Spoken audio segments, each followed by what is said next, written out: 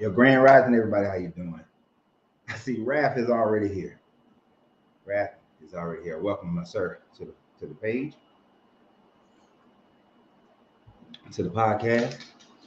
Welcome to Deconstructing with Christianity. I'm Coach Renz, and tonight we're going to talk about the lying-ass liars in the Bible. Raph is the first one here. Salute to you, sir. We give about 5 minutes before we get started, if you're finding us for the first time, where we discuss the things that made us deconstruct from Christianity and why we remain. We try to hold on to the topic of the conversation for at least the first 45 minutes to an hour, but of course, I know my chat. And my chat will defer to a whole nother conversation. Before we even get good and started, they'll be not deferred to a whole nother conversation.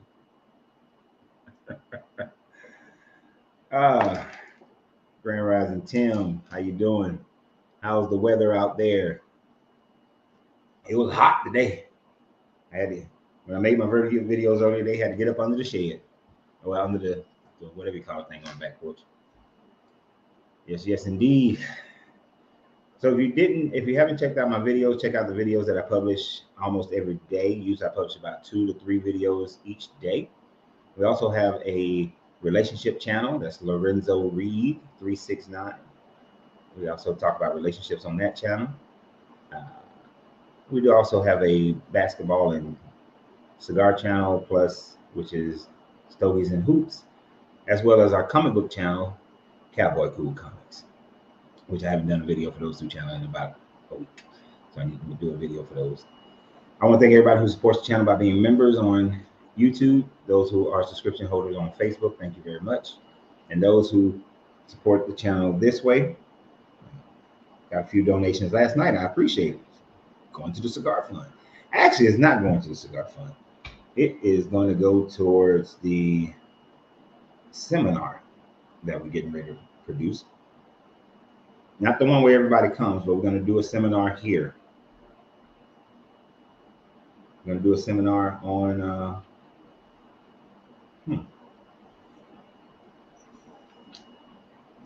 Actually, I just thought about it. I could maybe do make it private on YouTube. Interesting. Just thought about that. I can have all my slides here.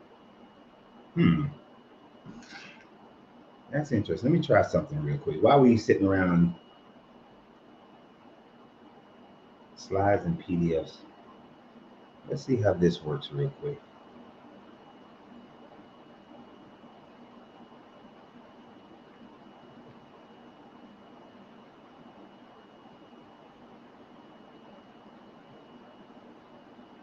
I'm curious.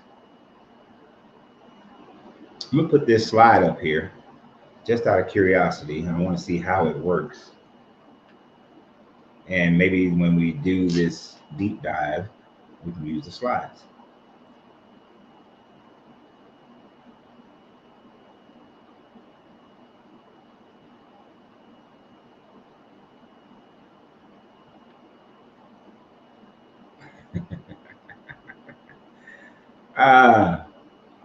Let's see.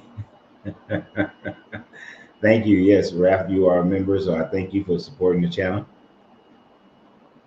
Left from the ears with the Power Rangers getting stoned in Kenya. Fred Flintstone. Man, I wish I'd have thought about that. I would have used that terminology. I'm like, yep, them jokers got Fred Flintstone. Why is just a few people on here right now? I'm gonna try something. I just want to see how it looks, because maybe this is where we will do our do my online seminar. I'm definitely changing that slide. I may not change that slide. Okay.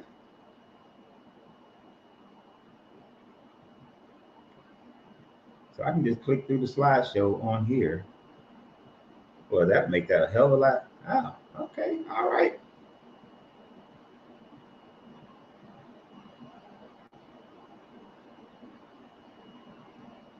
Okay. Okay. I see that works.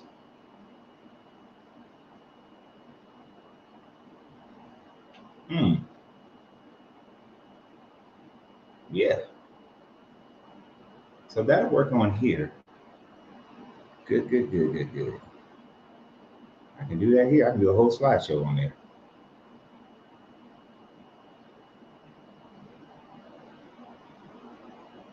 There are some changes that I want to make to that program. But it's good to know that I can do a whole slideshow on this program that I'm using.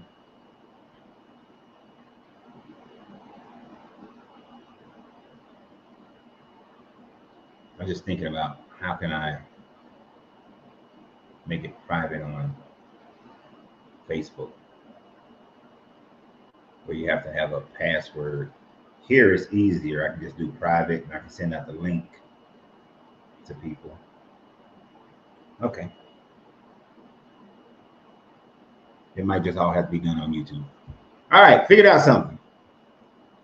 Because I really didn't want to use Zoom.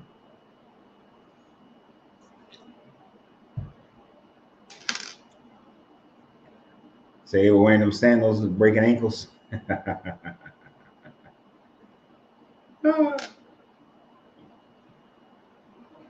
Do you believe spirits exist? Spirits in the way that the Bible and most other religions talk about spirits? No, not necessarily.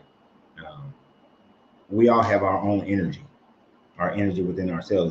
That's what I would call a spirit, is our own energy that resonates with our consciousness and our subconscious.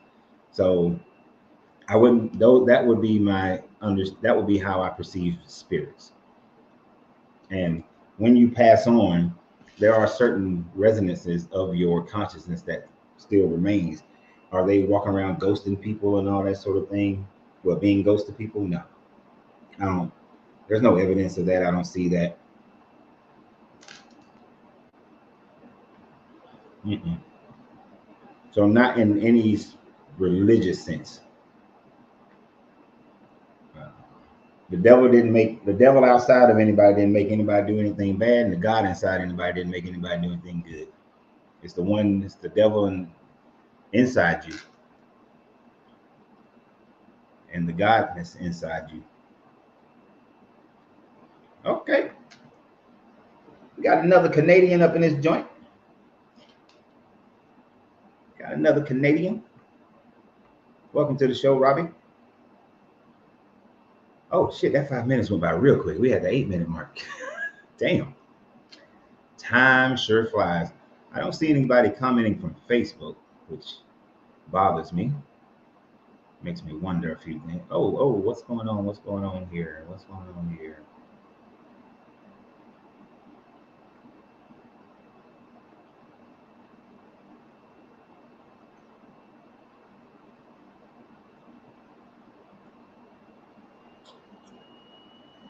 I've never seen for me, I've never seen any definitive proof on it. I've seen, all the little ghost shows and people claiming paranormal activity.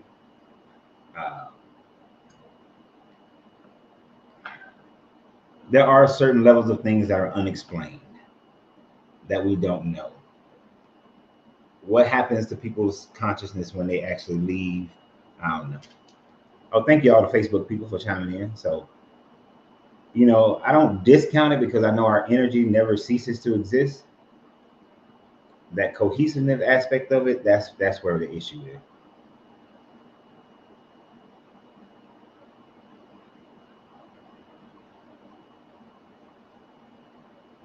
All right, so let's get started with the show.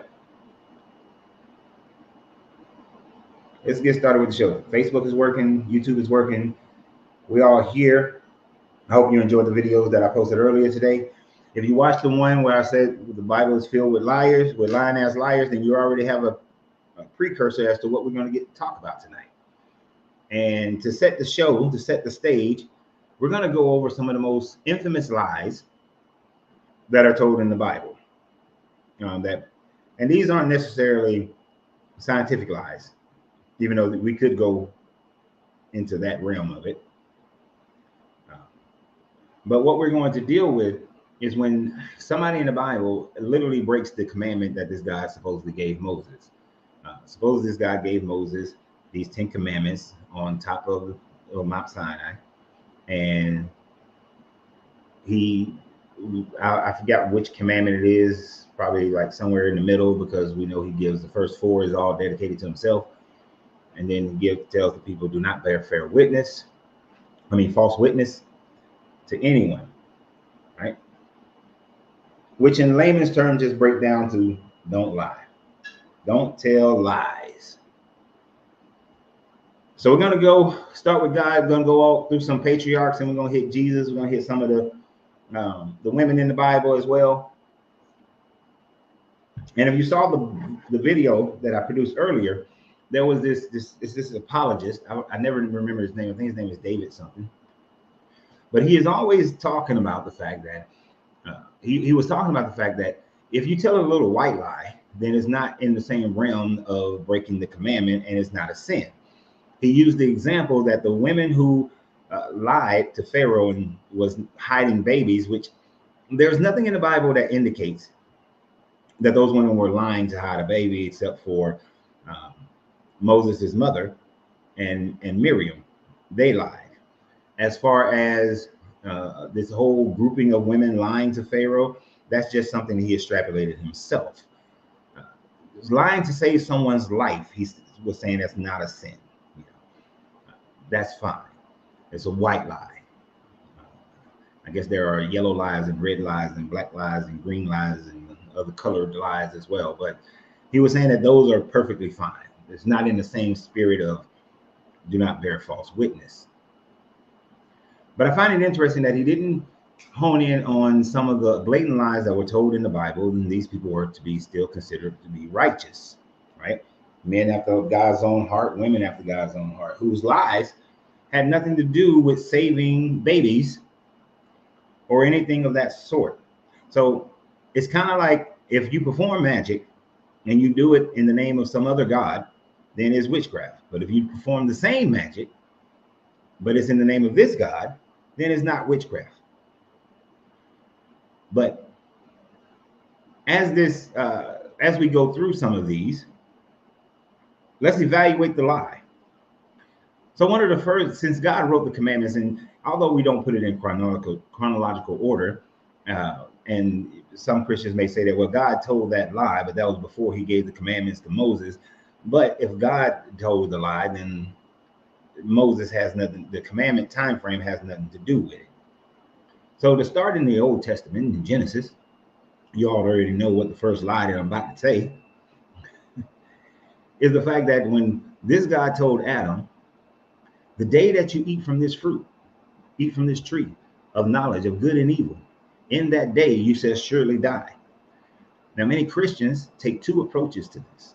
The first approach that many of them take is the fact that they say that Adam and Eve died spiritually, that they suffered a spiritual death. As they were kicked out of the garden, it became a separation from God. And so they died spiritually. Even others go as far as saying that, oh, their death was that they was cast down to this earth, and that the Garden of Eden was in a more ethereal place. The other line that they go through is the fact that because First Peter says that one gives an analogy to say that to give the point that God is outside of space and time, that one day to God is 1,000 years to man, and since no man has lived past 1,000 years, then Adam certainly did die in a day of the Lord, but yet the word that was used there was yom. And anytime the word yom is used, it has the meaning of 24 hours. So the first lie told in this book is when he told them that you will die in the day that you eat this fruit. Now we can debate if that was the actual first lie, because hell, just his creation story in itself is a lie as far as how he created and when he created. According to Genesis 2, the animals were created second. After Adam. In Genesis 1, the animals were created first. But we're honing in on those lies that were spoken. Now, what did this lie had nothing to do with saving babies, hiding from a murderer, or protecting anyone. This was just a blatant lie that he used to try to control Adam and Eve in the garden. So the precedent that this God sets is if you lie and it's for this God, then you're good. Then it's not considered breaking the commandments. Right? The serpent certainly did not lie.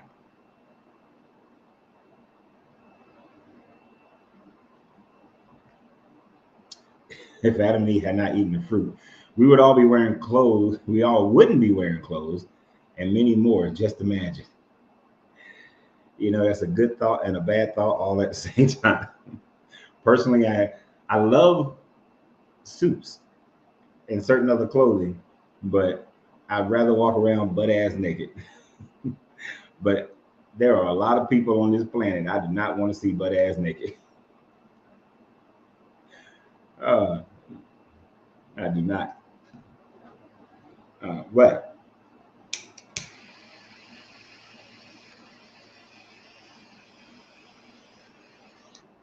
gotta get the cigar ready. Y'all know this show lasts as long as this cigar lasts.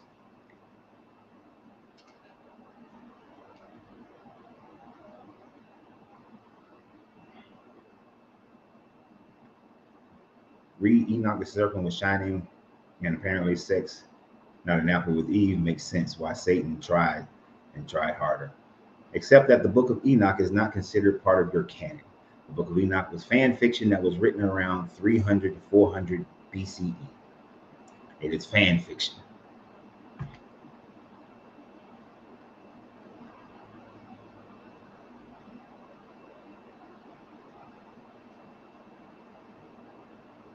So, the first liar in this book, obviously, God himself. First liar.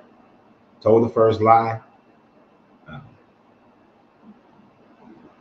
And beyond that, everybody else just follows suit.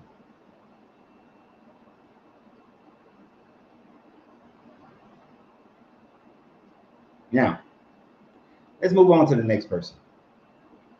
To the next one, because there's quite a few of them I want to get us talking about.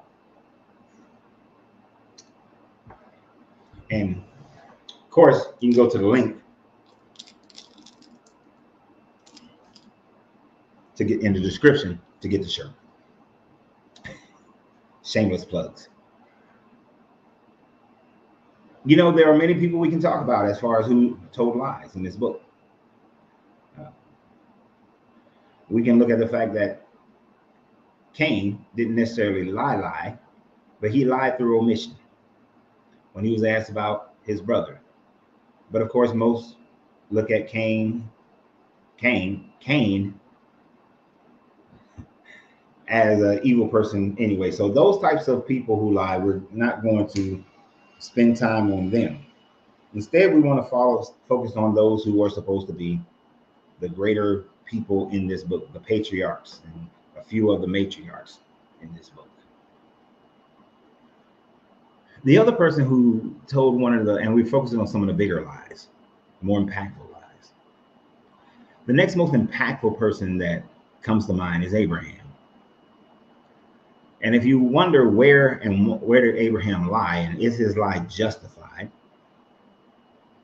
Abraham lied 2 times about his wife Sarah. When you read Genesis, you'll find that Abraham, when he left Canaan to go to Egypt because of a drought, when he arrived there, his wife being damn near 80, he told his wife to tell everybody that you're my sister. Now, this might be considered a half lie because she was his half sister, a little incest going on. So she was his half sister. But she was also his wife. He feared that if he told them, the Egyptians, that that was his wife, that they would kill her because she was so beautiful and so fine. Now, don't get me wrong. As I age, I find women my age to be more and more beautiful. When I was in my 20s, and if you shown me a woman who was 50, 60 years old, I'd have been like, nah, man, that chick old. She ain't fine. I mean, she all right for a 50-year-old or whatever. But even in my 50s, if I see a, you see a little 20-something, 30-something year old, you're like, no, she good. She beautiful. She fine. It's hard for me to accept that Sarah was so damn fine at 80 that the Pharaoh was like, I want some of that 80-year-old pum pum.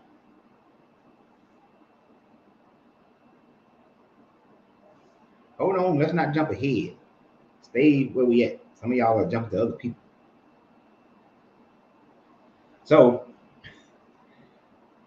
was Abraham's lie justified for the sake of trying to save his own life because of what he thought might happen? Yet Abraham was supposed to be the father of this religion. He's supposed to be the one that was separated from separated from his family, and was going to be the select group for this God. Yet Abraham completely lied about Sarah. And then once he lied about her, and Pharaoh found out, according to this story, and there doesn't mention what Pharaoh that was, because then they would be accountable to history. She got a bunch of goats. She got some camels, even though they didn't have camels in that area back then. She got a bunch of slaves. She got some silver. So he basically pimped her out. And that was on accident the first time. But then when he came to Amalek's kingdom, he did it again. He told Sarah again, hey, tell him you're my sister. Don't tell them jokers you my wife.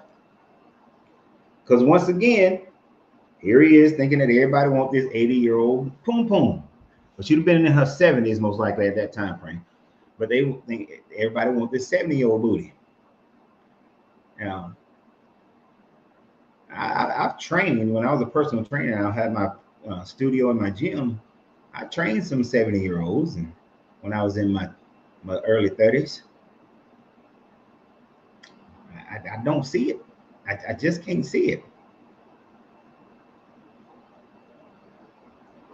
Even this one little Italian lady, she had a 55-year-old, she was 80, she had a 55-year-old boyfriend. I didn't understand how that 55-year-old man was looking at this 80-year-old woman thinking she fine.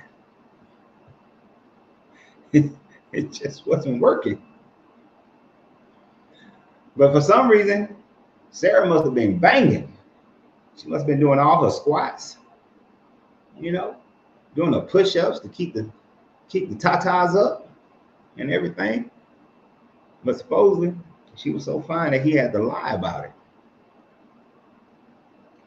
So Abraham is breaking this covenant that this guy is saying that he's supposed to have. And Abraham's rationale for it wasn't so much about his fear of his life, in my opinion, because he had done it before, pimped out Sarah in the same way. And then when the same thing happened with Amalek gave him a whole bunch of silver, a whole bunch of gold, gave him some sheep, some cattle, gave him some slaves. So we see that Abraham's real wealth building technique was to pimp out Sarah, to go to these kingdoms and say, hey, that's my sister right there. And then supposedly these people who believed in these other gods realized it's this God, this person's God, that's affecting us. So we got to now do right by their God in order for us to get our house back in order. You would think logically that they would have just prayed to their God, made sacrifices to their God, did whatever they do in their rituals to alleviate the situation. I mean, Yahweh did get beat by Shamash, so why wouldn't they go to their gods? The fact that they say they went to his God is dumb, because it's not like they start believing in his God after that. So it's a dumb story. It gives us clarification that it's a made-up story. But Abraham, he fits into the lying ass liar category. And I don't expect anybody to be perfect, so don't get me wrong. I'm not saying that you got to be a perfect steward of whatever religion you follow or principles you follow. But if lying is so important that had to be placed on these commandments,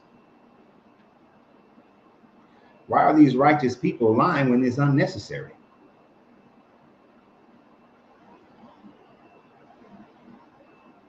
So who we going to next? So we know that Abraham had Isaac, and Isaac had Jacob.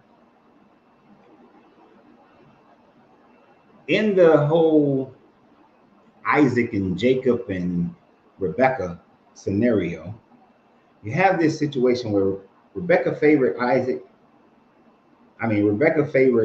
Jacob, and Isaac favored Esau. In that favoritism, you had Rebecca concoct up a scheme, a lie, to trick her husband into giving the blessing to Jacob instead of Esau, which traditionally it should have went to Esau because he was the firstborn. She was mad because Esau went out and married him some Canaanite women, and she ain't like that. She was mad because Esau goes out and hunt, while Jacob stayed around his mama. He was a skirt boy. So that was her favorite. So she lied. She got Jacob to lie so that they could get the blessing, which I always find interesting because Esau is the one who wound up staying there and taking care of them in their old age, while Jacob left for 14 plus years. Now Jacob leaves, already seeing how the power of lies get you to where you want to be. And the overarching idea here, for the Christians who come on here, if you want to practice this religion properly, you need to start telling some lies and being a little conniving. So he goes out, he's dealing with Laban. But then Laban tricks him, lies to him, and sends his daughter Leah, Leah. And that's the sad part about it. Because she had a genetic deformity, he felt like he had to trick somebody into marrying his daughter. Who cares if she's a good person? Who cares if she's a great wife? Because I would say that in a whole scenario, Leah was probably a better wife than Rachel was. But who cares about that? No, she don't look normal, so I'm gonna trick you. I gotta trick you into sleeping with her. So Laban was a liar. And then I like wait a minute, hold on. So Yaldabaoth favors liars. Yeah. In the Gnostic mindset, Yaldabaoth does favor the liars. So then we got Laban telling his lies to set Jacob up. Jacob's little science experiment, not really worried about that part. That's not the lie that I want to focus on with Jacob. But before we can even get to Jacob's lie, one of the reasons why he probably loved Rachel more than he loved Leah, when Rachel steals her father's idols, steals his gods. And then when Laban catches up to them, mad because he didn't get a chance to say goodbye to his daughters, but he was actually chasing them down because he wanted his gods back. So he lied about why he chased them down.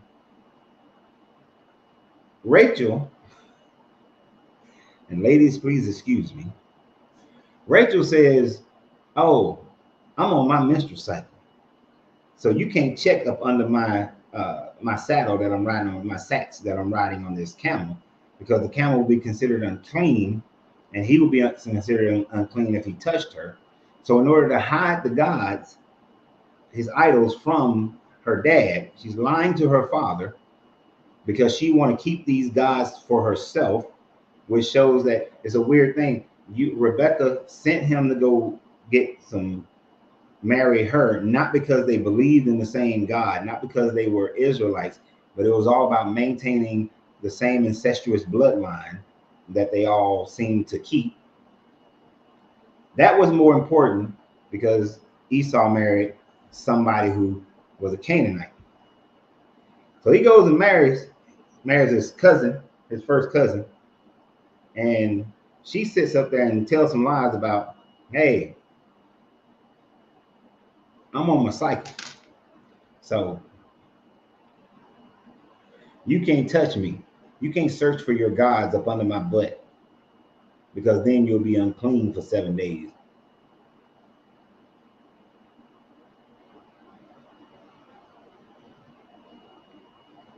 So we know Rachel is a liar. And Rachel is the mother of 2 of the tribes of Israel.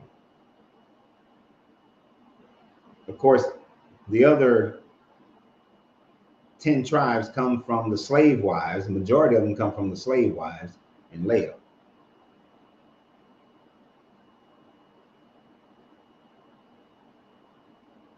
So she lied about that. Then along the road, Jacob comes up and meets his brother Esau. Esau has forgiven him for stealing his birthright as well as stealing his blessing. He tells Esau, I'm going to come home. Go on ahead. I'm coming home. I'm right behind you. Does he go home? Nope.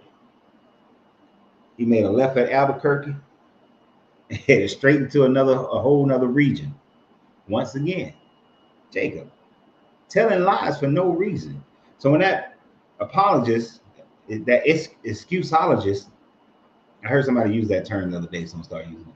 That excusologist sat up there and said that, these lies are justified because they saved some people, they saved lives. Whose life was Jacob saving by lying to his brother and saying that he was going to come home? It served no purpose for anyone. There is no truth in that. We're seeing already that these people this is their mentality. Now, let's not go into I just thought about this. Don't start looking at the stereotypes that people place on the Jewish community. I know some of y'all are rolling that up in your brain right now. Let's not go there. Maybe this is why that idea came from. I don't know. But let's not go there here. Each individual should be measured based on who they are. But we see that these individuals are laying a track record of being lying as liars. Right? So Jacob lies to his brother. When we look at the sons of Jacob, I was about to skip to Judah, but I gotta jump back though. But I can't remember the 2 brothers' names. Jacob has one daughter named Dana. Dana is essayed by this other man from another tribe. I'm pretty sure y'all know who the tribe is. She's essayed, and 2 of the brothers tell the young man, hey, if all the men in your town are circumcised, then you can marry my sister, which turned out to be a massive lie. And the reason why this lie is massive, and it contradicts what the excusologist was saying, is because when all the men in the town had been circumcised and they were going through their healing process, and I can imagine, you ladies may not understand this, but if your peen hurting, it's hard to fight. It's hard to fight. That's why you hit them in the peen, you got a good chance at winning the fight at this point. So they wait for all the men to be, and this is devious, to be injured in this way. And then they go and they genocide this entire town who essayed their sister. Now the sister been essayed, she's not dead. And yes, I'm sure she's going through a lot of trauma here. And now you're going to force her, in her mind, she's going to be forced to marry her essayist. But you go and you tell a lie to this man, to this king and his son. They force every man in the town to be circumcised. And then they go and they genocide the entire town. And they set them up with a lie, with a whole big ass lie.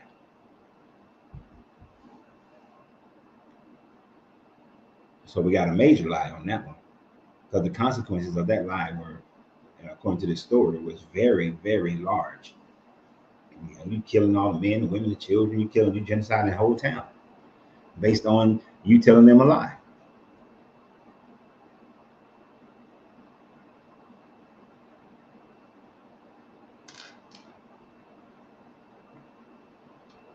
The lie was not that father asked, it was his sons violating the father's deal.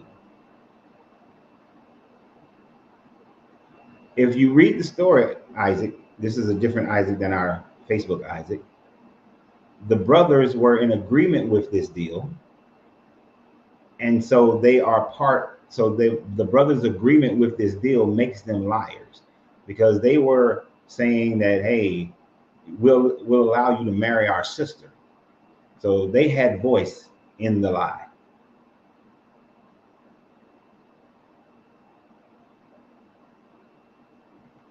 There is absolutely nothing in this book that says that Dana was agreeing.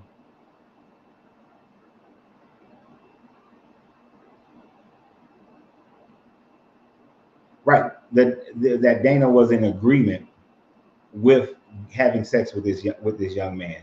There's nothing in the book, nothing in that story that indicates that. Matter of fact, it says that he took her. Okay, you're saying, yeah, Jacob didn't. I mean, Jacob didn't lie in this instance. It was the sons who perpetuated the lie. So, yeah.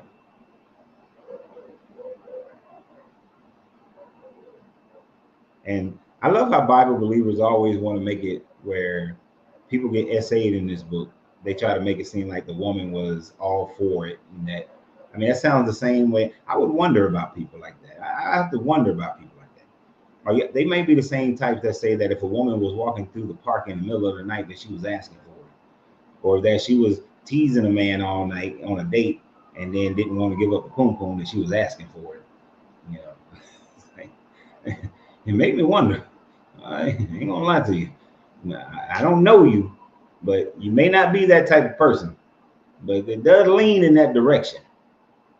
So we know that Jacob is a liar. You know that his sons were liars. Now, them sons probably learned it from Jacob because he had lied to his brother. You know, so it's not like he hadn't seen their daddy lying.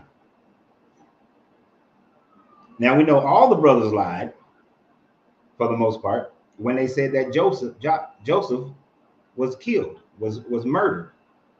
I think they said he was eaten by a lion or something like that at first, but then yet they sold him into slavery.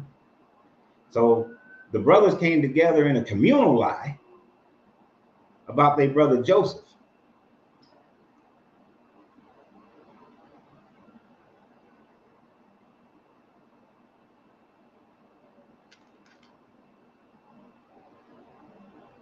And yes, this is a sad thing that it sets values on paying off your essaying of people. And that is one of the major reasons why a lot of people walk away from this book.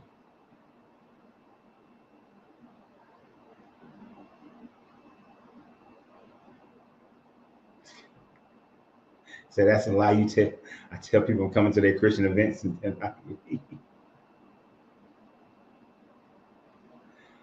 you don't show up. Say everyone lies, but what? This is true. But if you've seen the video that I posted, this gentleman was saying that if they told lies, that lying is a sin unless it's a lie that saves people's lives, saves the babies, something like that. These justifiable lies. I've yet to see not one of the lies that we've talked about has been justifiable. So now they lied to their dad about Joseph being killed and caused their dad all this heartache and everything because they were jealous of Joseph. Right? So we know the brothers came together and they had this communal lie.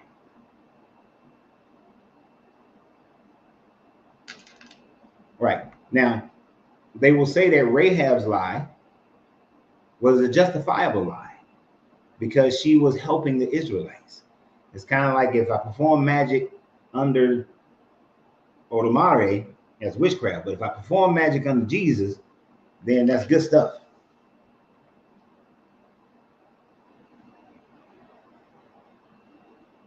But according to this book, like I said, it doesn't give specifications on which lies are okay and which lies are not. Now, you jumped ahead of me on that one with Rahab. I was going to get to Rahab, but we already hit it. So we know Rahab is a liar. And if you look at it, Rahab is in the line of Jesus. If you really look at this line of Jesus, it's a messed up people. Rahab, who was a Canaanite, Ruth, who was a Moabite, which is Canaanite, and Tamar, Canaanite. A lot of Jesus got a lot of Canaanites in it.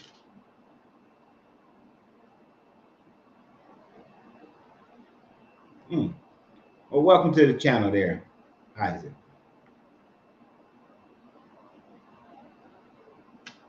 So,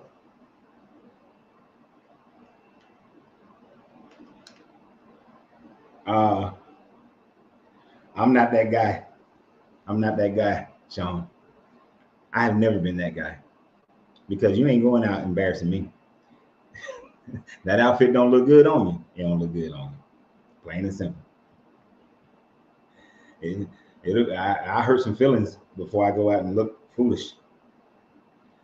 And it ain't even right about looking foolish in front of other people. If I just don't like it. If I don't like it, I'm gonna tell you I don't like it.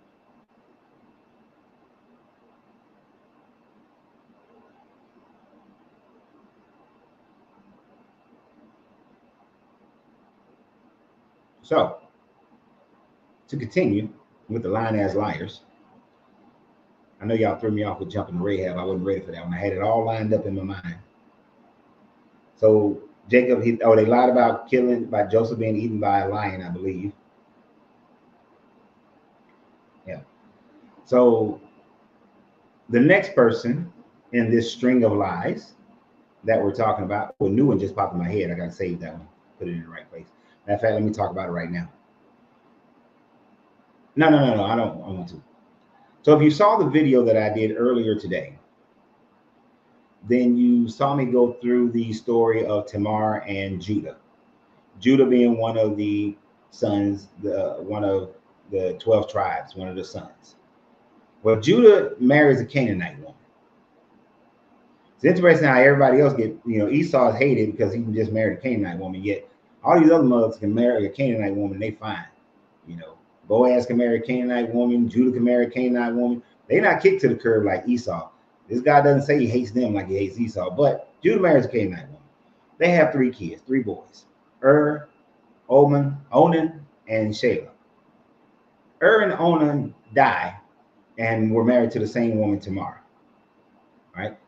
Onan, we don't know why, it just says that he was evil. Onan because he was jizzing on the floor.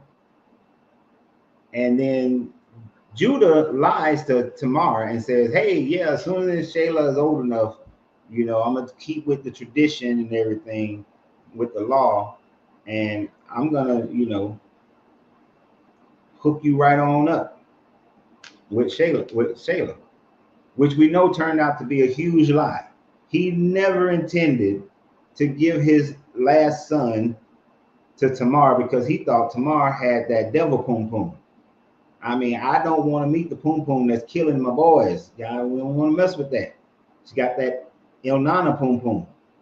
And if you don't know the Sumerian story from the Epic of Gilgamesh, Elnana's pum pum was killing people. Men would sleep with her because they thought that they would gain immortality, and they wouldn't wake up, they die. So she had that Elnana pum pum, and Judah was like, hell to the no, not my last son. So he lied to her. But to get back at his lie, Tamara, whatever the fuck her name is, she decides to lie, make herself into a harlot, a temple prostitute, tricks Judah into doing some prostitution. You notice how if a woman is prostituting herself, she's wrong. But if the man who's participating with the prostitution, ain't nothing wrong with him. It's kind of like how American laws were, and still to some extent is today, where only the women are the ones who are prosecuted the most for prostitution, whereas the Johns are not prosecuted as much. They would go and grab women off the street for prostituting before they bust in and grab the John. Now, just in the middle of this, because I don't want to lose the comment, if you go down the line of Mary, you're right. Mary is connected to, no, yeah. Is Mary connected to Lot? Mary goes down to Aaron, so I don't know that doesn't go to Lot. So I don't know how Lot is in the line. But there is, so since the Moabites are Ruth's lineage, that would put Jesus' line into Lot's line. But since Boaz is in the Abrahamic line, that puts him in Abraham's line. A little crossbreeding.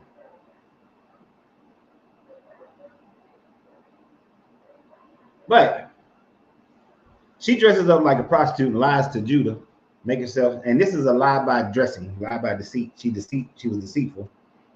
And then Judah want to act all big and bad when he found out that she's pregnant, even though she's only pregnant because you screwed her twice. You screwed her from marrying the young boy, and then you screwed her literally when you thought she was a prostitute. And then you thought you got away with some free poom poom because the temple prostitute wasn't there anymore. So you didn't have to give her the little baby goat. And then you want to burn her at the stake thinking that she done did something wrong, but yet you're the one who did the wrong in the first place. So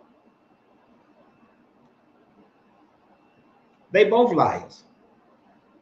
And we know that the children born from this union, one of them is Perez, and Perez is also in the line of Jesus.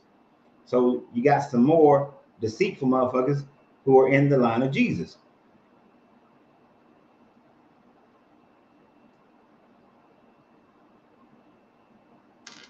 I know Peter's saying it is a lot of weaving and ducking and dodging in this because, Lot's daughters had sex with him, and they are the progenitors of according to this book, the Moabites and the Ammonites. And since Ruth was a Moabite, that makes her, may not be a direct line, but definitely, it will still be within the line remotely.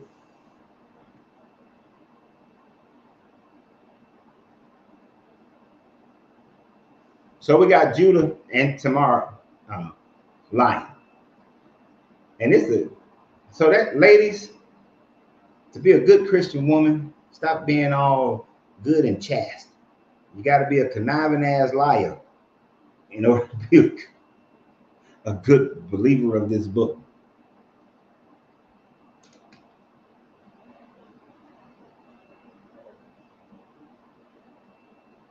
You got to be a good conniving liar. You got to be a hoe. When it's necessary for you to get what you want, the poom poom is your way of getting there. That's what the Bible's teaching you, ladies. You got to put that poom poom out front.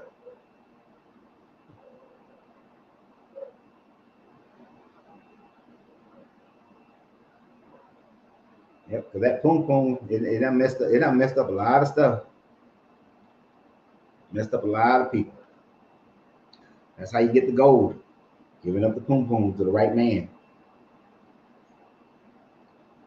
So let's continue.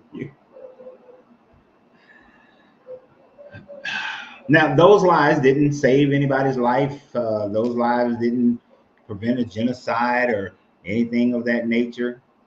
Had nothing to do with any of those things. Now, the lie that the man was trying to justify was the Israelite women lying about the firstborn sons of Israel when they were supposedly being thrown into the Nile River. Now, there is absolutely no historical data that indicates that any pharaoh at any time frame of Egypt was throwing the children, the male babies of slaves, into the Nile River. There's nothing that would say that. The Bible is the only account for that.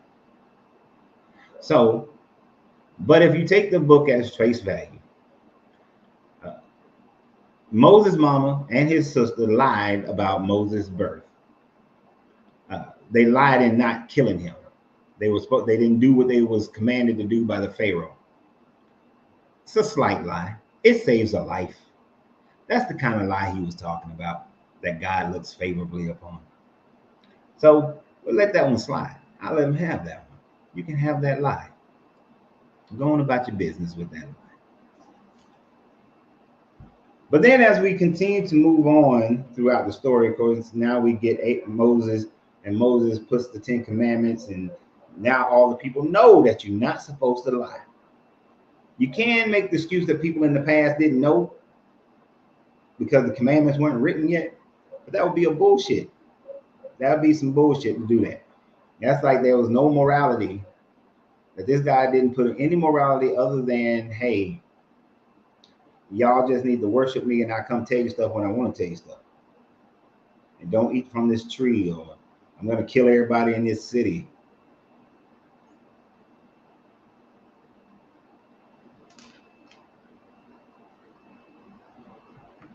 Well, here's the problem with that. See, here's the thing with that, Terry. Let me talk to you for a second, Terry. The parts of the Bible that people who study this Bible or read this Bible or believe in this Bible more effectively, the people who believe in this Bible, they don't want to take literally any of the things that will debunk the Bible or show the Bible to be more immoral than we are today. If you take Jesus as a literal character, you say that, right? You think David was a literal character, right? But yet, do you take David killing Uriah literally? Do you take the plagues literally? Do you see, basically you jump around and pick and choose. Most believers jump around and pick and choose what they want to take literally and what they want to look at as an allegory. They love Galatians when it says that it's allegorical. But if it's allegorical, then Jesus is allegorical. He never lived. He was never a real person.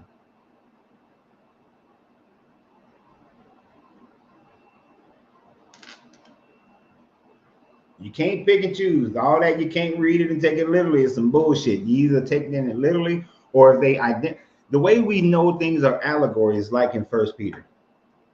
One day unto God is like 1,000 years to man. Allegory, metaphor, whichever one you want to call it, whichever one it is. But then if it fits your narrative of Adam not dying within a day, oh, then it's that's an allegory. But if you take it literally, but they won't take it literally and say, no, that's real.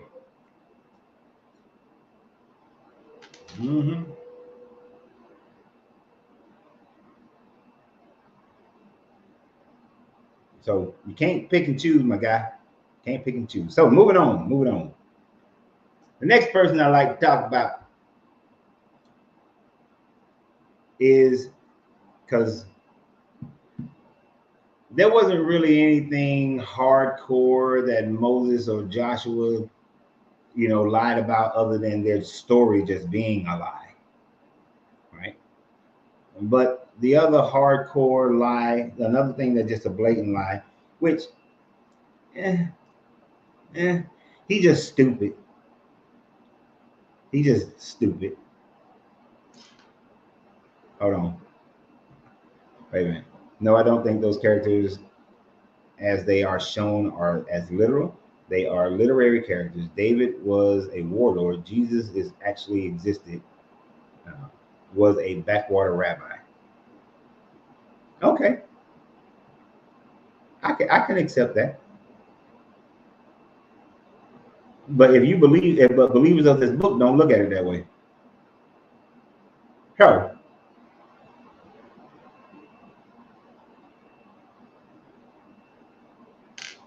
Samson. Like Samson and Delilah. Now, Samson lied to this woman 2 times. Samson just stupid. Literally, I used to be embarrassed. Like when I was a kid, Samson was the only person that black preachers would say was a black man. right? They would never speak about the race of anybody else, but they would always talk about how Samson was a black man. But Samson was got to be one of the stupidest people in the Bible. He's dumb as hell. Samson, where does your power come from? Oh, you tie me up with some ropes, then I'm powerless. Samson, the Philistines are upon us. Ha, kill them all. You lied to me. Which way is your power? Oh, see, you got to tie me up with some new rope. Philistines are upon us. Ha, kill them all. Samson just stupid. He lied twice about where his power came from. Right? Appreciate that, Dust. He lied twice about where his power came from. You lied to a Philistine woman, and then each time you do it, some jokers try to jump you. I'm just gonna say Samson was just stupid. He just dumb. You know, when people say that, oh, he was a Nazarene and like you said, I don't know about some of the Europeans that come, European Americans who come on here, Canadians that you might, I don't know about the white people on here, but in black world, there's sects of black people who always talk about, oh, power is in your hair. I was growing up, people saying power, the hair is your power. You don't let nobody touch your hair because that's where your power is at. The power's in your hair. And that's because black people, at least back in the 70s and 80s, Samson was the bona fide black man in the Bible, and he was strong. He was the dumbest motherfucker in the Bible. Just dumb. Like, Delilah must have had some good poom poom, y'all. Delilah must have some of the best poom poom in the Levant, because he eventually told her the truth about where his power came from, even though the Philistines tried to kill his ass twice. She must have some good. She must have been had that Gluck Gluck 3000, before anybody else had the Gluck Gluck 3000. Because this dumb motherfucker.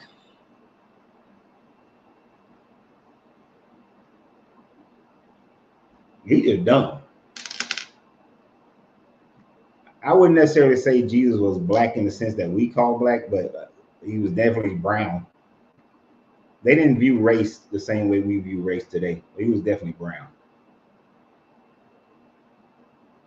Right. Samson was like a dumb jock. Just dumb.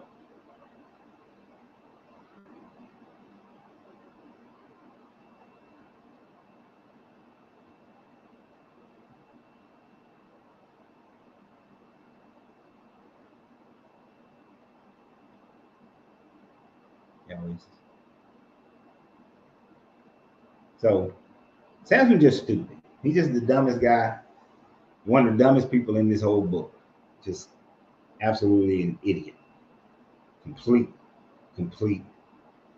idiot. So to continue.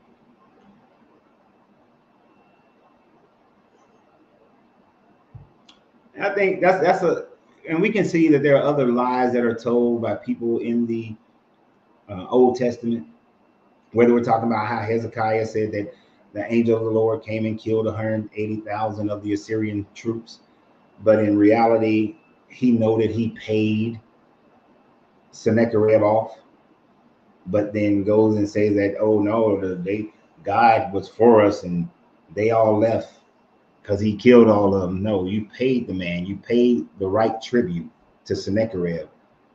Instead, you're trying to say, keep your confidence, keep the confidence of the people.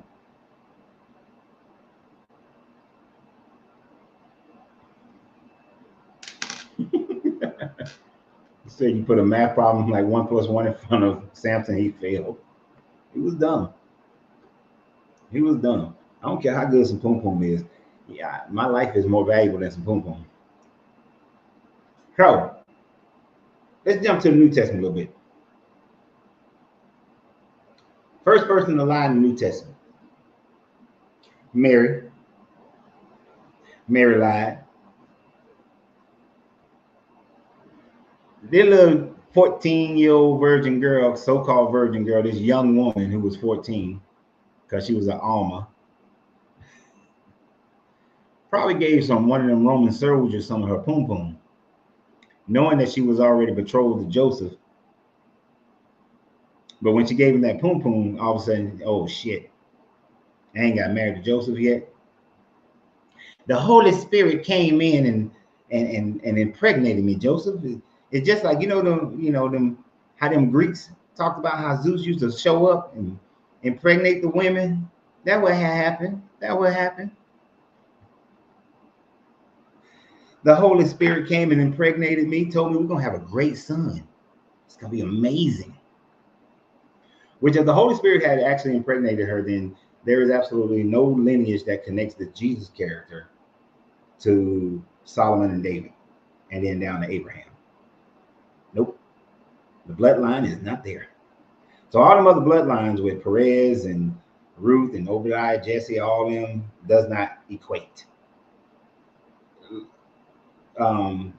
Your girl Mary is from the line of the Levites, which goes down to Aaron, and then she has some, which goes to Aaron. Sorry. So no. Nope, and nope. There's no Abrahamic blood in Jesus. So he got some Roman in him.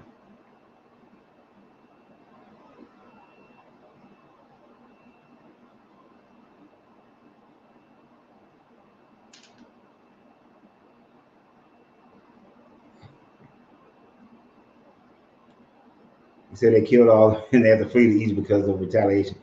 Exactly. If you just killed them all, then who are you running from? The neighboring tribes? Like it's such bull. The story is so jacked up. It's such a jacked up story. Thank you for bringing that up, Terry.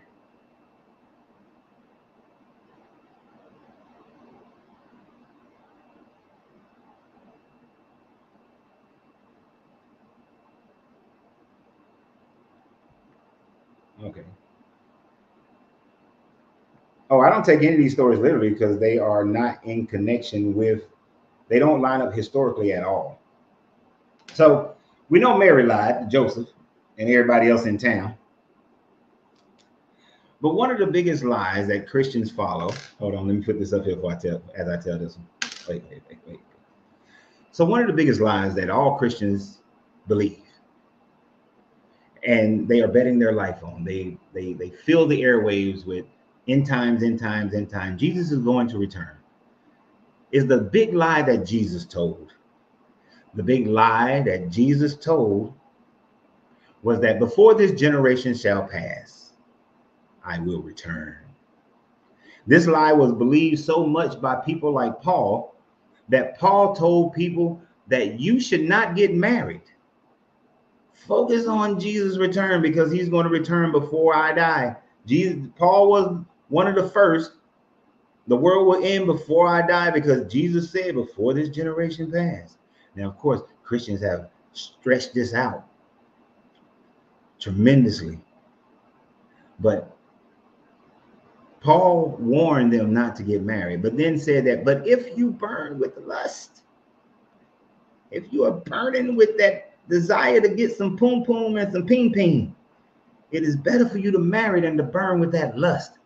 So Paul was basically saying that the only reason you should marry a woman is to satisfy your sexual desires while you focus and wait on the Lord.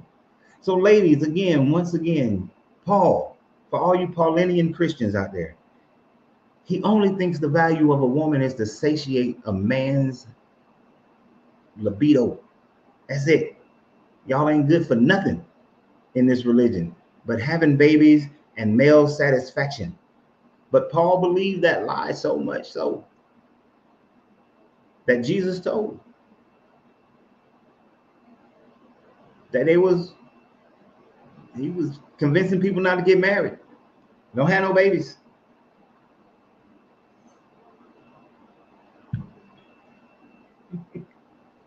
The Catholics believe the lie that Jesus was claiming that upon Peter, the church, his whole ministry, the church shall be built. And that's a lie that the church, the Catholic Church created. Really, they was talking about what really the story is. He was talking about what Peter said. But of course, we know Peter lied 3 times. I don't know that dude. I ain't one of his disciples. So the guy that the Catholics say that they built the church on sat up there and lied 3 times about his affiliation with who is supposed to be the Son of God. And did it after this Son of God told him that you're going to lie.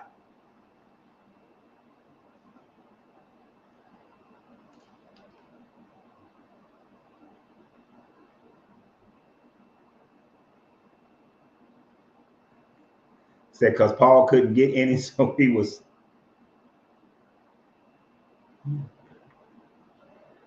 But that's how big Paul believed that lie was.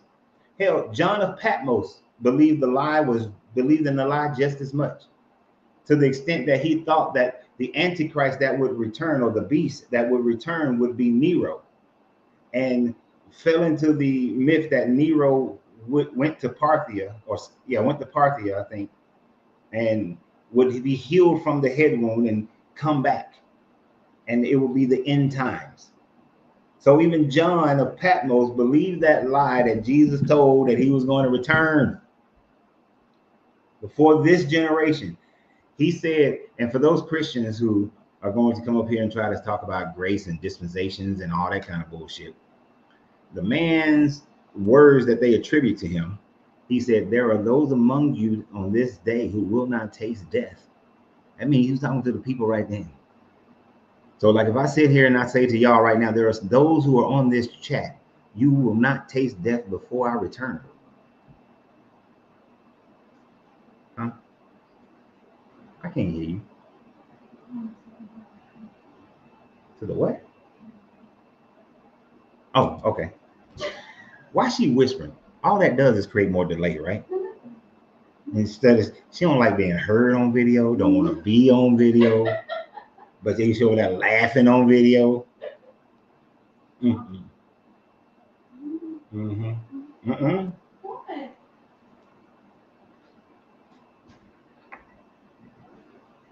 Come on now. Right.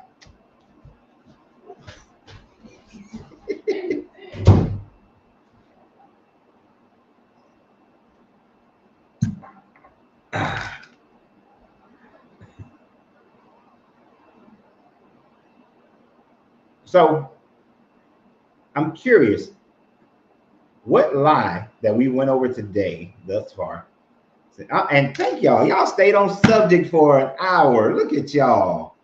Oh, Hercules. So which lie do you think has been the most detrimental lie to human society, to the psyche of the mindset of man? I'm gonna pause and give y'all time to think about that one.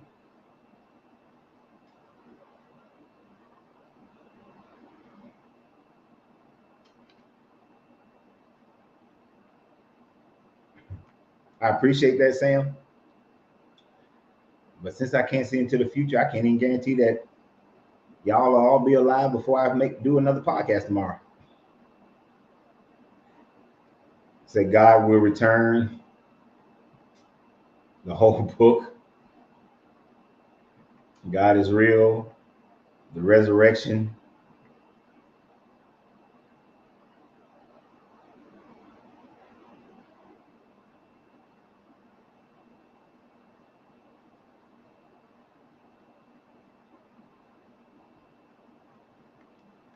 Raph, if I ever meet you, bro, I'm gonna buy you a damn cigar.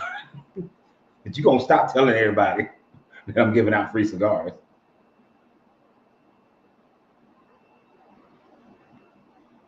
The Bible is the inherent word of, boy, that's a good one.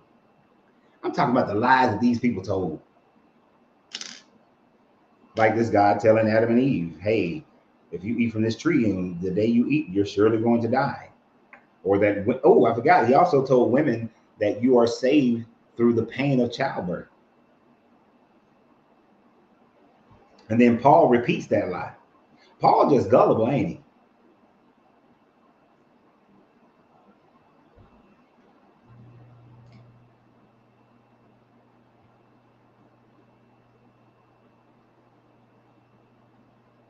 whole book.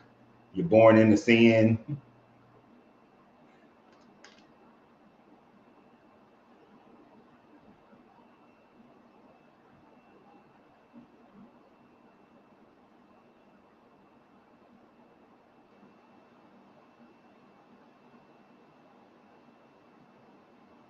Oh, how Judas died? Did he hang himself? Did he fall and hit his head? Now, the rapture was a creation of a dude named Henry in the 1800s, but it's a lie, nonetheless.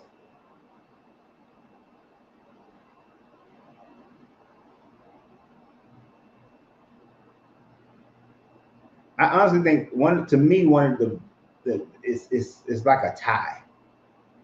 It's like a tie. Say which God? uh, uh, but it is the fact that this Jesus claiming that he's going to return, and all the heaven shit is going to happen upon his return. All the the the battle of the Megiddo and all that shit. That one. That ties to me with the whole if you eat from this tree and the day that you eat it, you're gonna die.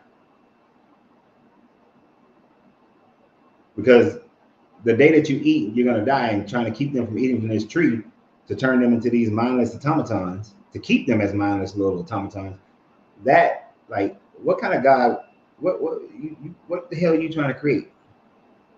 Some baby minded grown ass people walking around? Mm. And any other lie works too. The Jews are the chosen people. Yes, that boy, that has created so many problems on this planet.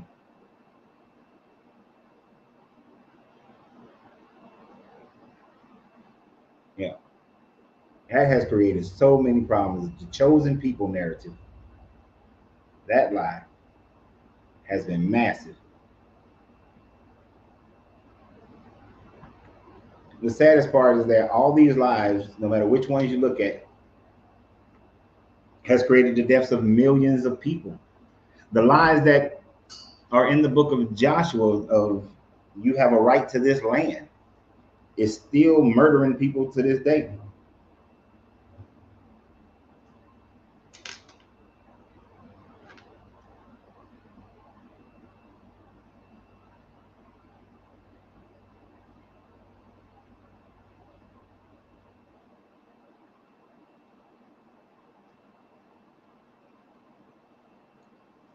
Still killing people to this day. And that's the sad thing. That's the saddest part. Is that we're still trapped into that mentality.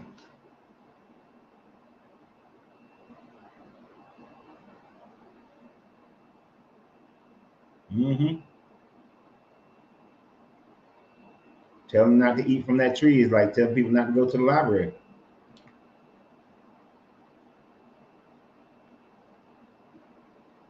Sean's stupid. I'm just gonna put it up there. I ain't gonna say nothing.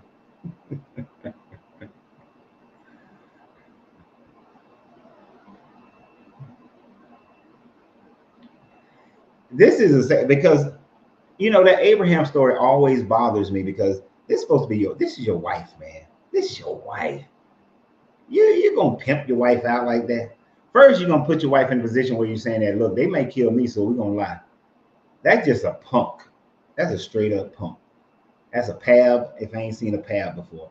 But then once you get some money out of it, you come across Amalek and you do the same thing so you can get you some more money.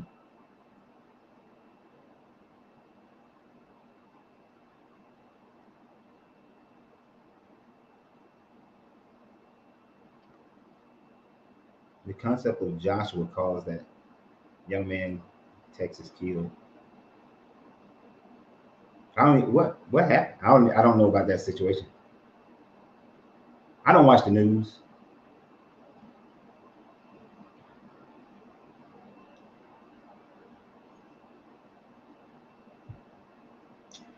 Now I think the sons of Jacob, Jacob, genociding a whole town. That's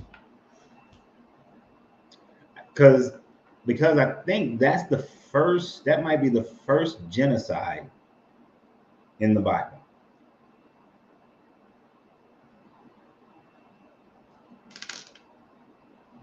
Yeah, I agree, Patel. Jesus coming back is the biggest lie in this book. That's probably the biggest lie of Jesus actually coming back. Yeah, you're absolutely right. That's a huge lie.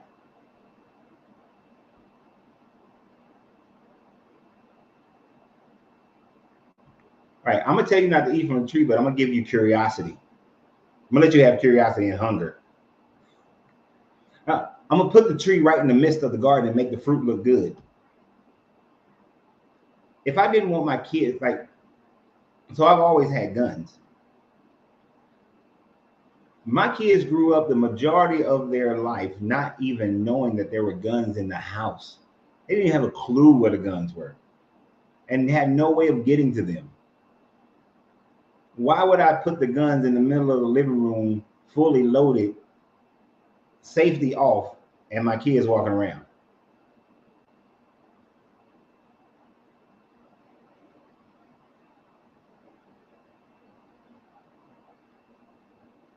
I ain't never heard this before. The Bible is the knowledge of good. No, I've never heard that one. So don't read the Bible. So no Christian should then be reading the Bible.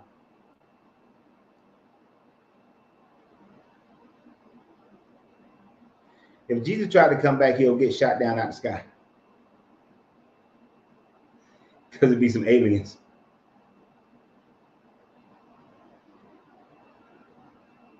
Yep.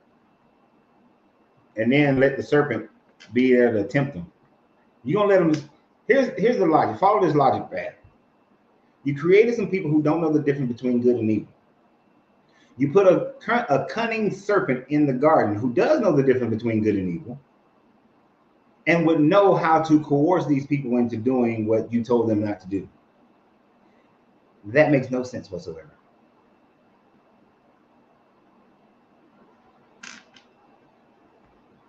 Oh, you're talking about the kid at the track meet. Oh, I heard a little bit about that one. That he went under the tent of his friends, of people he knew, and the other boys were kind of bullying him or something like that.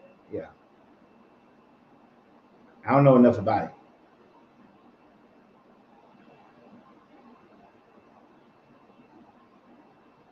Yeah, and all that lean not to your own understanding. Whose understanding am I supposed to be leaning towards? The people who decide what this book means? That's whose understanding I'm supposed to lean towards? Why would I do that? Unless I know, my kids, I tell them, take my advice, but critically think through my advice.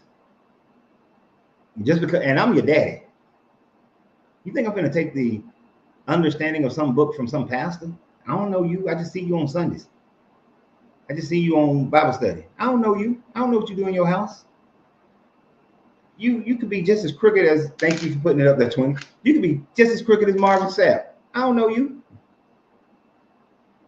Mm-mm.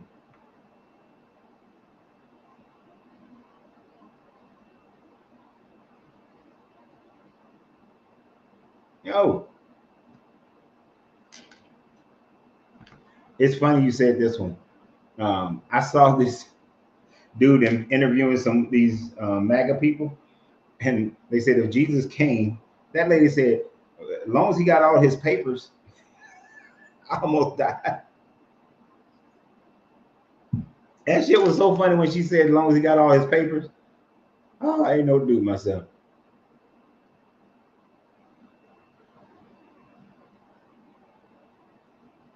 That shit was funny. I don't care which political party you lean towards, but that shit was funny. That was hilarious when that lady said that. As long as he got all his papers, his papers in order, sure, we can let him in.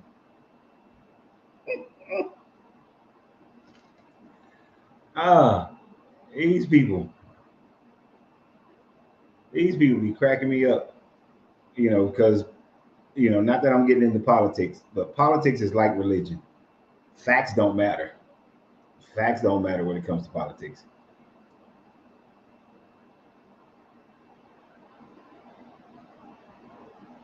So of course we're at the point of the show where we can talk about anything. I know y'all itching.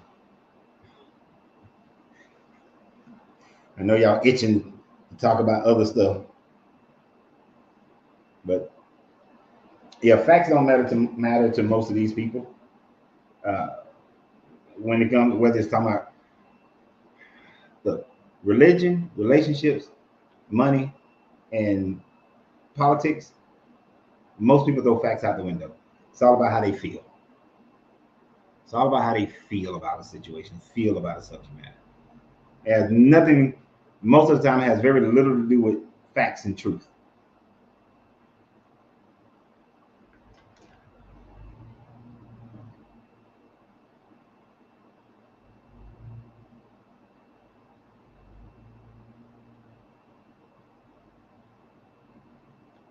The only thing I love about Jesus coming back is all the white Christians realizing that, honestly though, that is going to mess up a lot of people's mind. A lot of people have it in their mind that the Caesar Borgia is going to look something like that. He's going to be a European looking dude, and that would mess up a whole bunch of people. Tim said you got 10 minutes. Now, because I'm talking this cigar, it'll last longer than 10 minutes. It'll last like 40.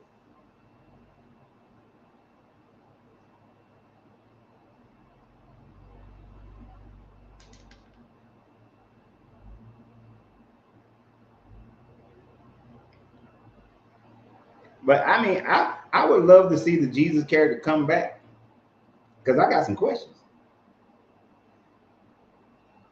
Why do you lie about this generation will not pass, and there will be those who didn't taste death?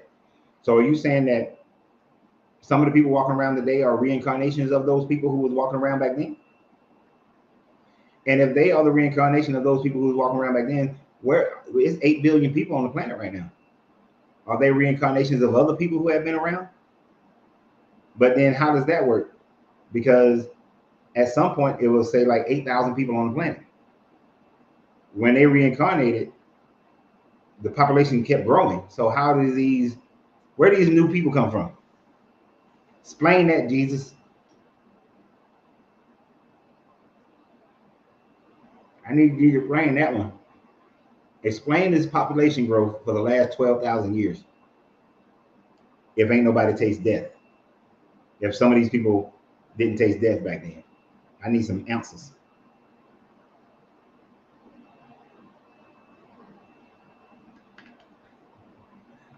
Trump say he asked his mama who made God, and she said, "Boy, shut the fuck up. Better leave your mama alone."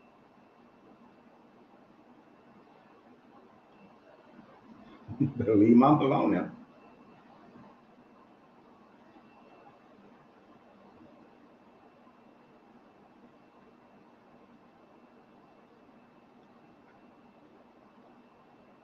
But I mean, the Bible now, other than just some straight up lies that people told in the Bible in itself tells lies about how the earth was created. It tells lies about how weather works. It tells lies about the cosmology of our known universe, the science. Two goats having sex in front of a striped fence will not make a spotted or striped goat. Just doesn't work that way.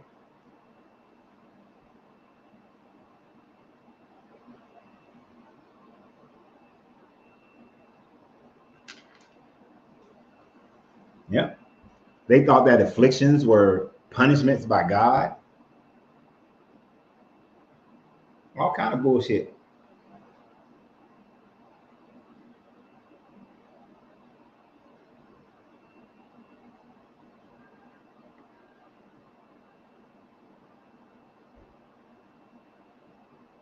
Like I would really, and some rancher did try. He tried the whole thing, right?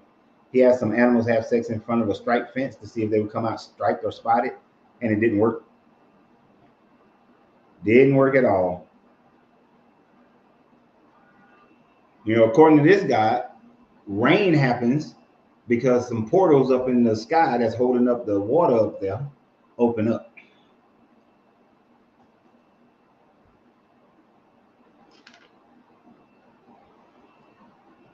In order to believe this book, you have to disregard history. You have to disregard archaeology.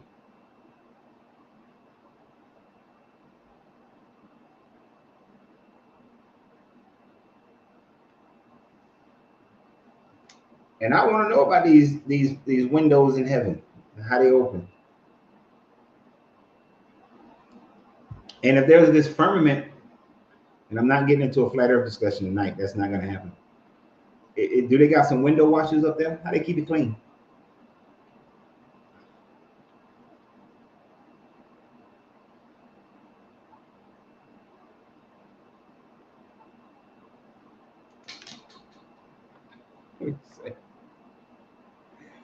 If you feed your shrimp saute sauce, they would come out sauteed shrimp.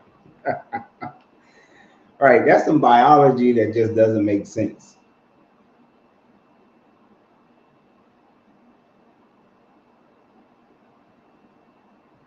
Yeah. This is why they make comments like, and I know you can't see it, Sean, and you're probably better off not being able to see. We got one of them trolls on here who all they want to say is the Bible is 100%. The book of prophecy is 1%. Yeah, they lied about their prophecies. Most of the prophecies in the Old Testament are not actual prophecies. They are stories that are written after the events had happened. And the same thing with your little New Testament, or is based on myths of what they thought would happen during their time frame. And none of these prophecies come true.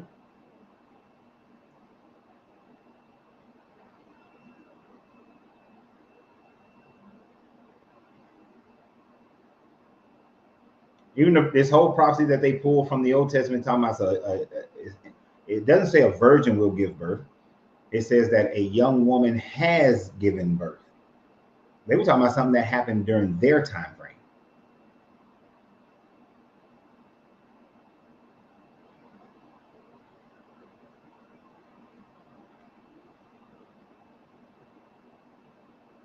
I always found that one interesting about the different foods you should and shouldn't eat, because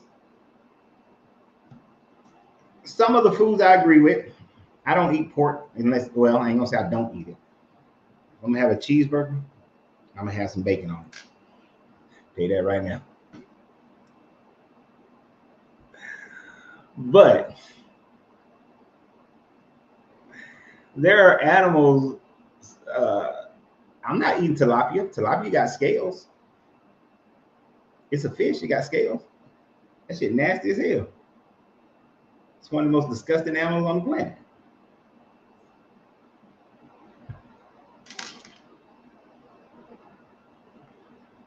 So what do you believe created the earth, the universe, how the universe functions? When our star separated itself from whatever nebula that it was part of and all the material that was circulating around it, the earth formed. The core formed, the core then pulled in, it created, had its gravity and pulled in more material. Over billions of years formed the earth.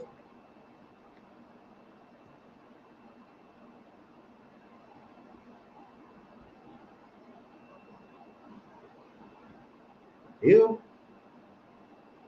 that's nasty. I'm not eating that. I don't snake. I'm not eating snakes.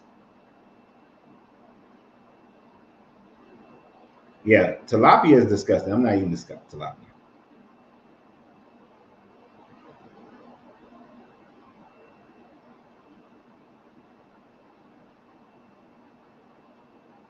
I don't know if a bison chews. Does a bison chew cud, as they call it?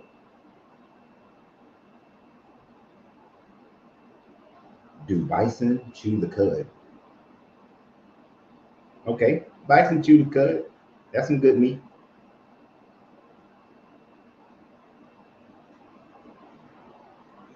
What is the healthiest animal to eat?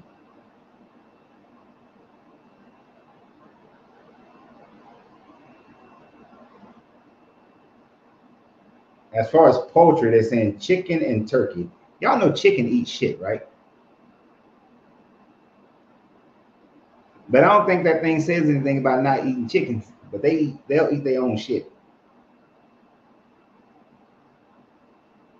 And if you eat too much fish, you get a high metal count in your system.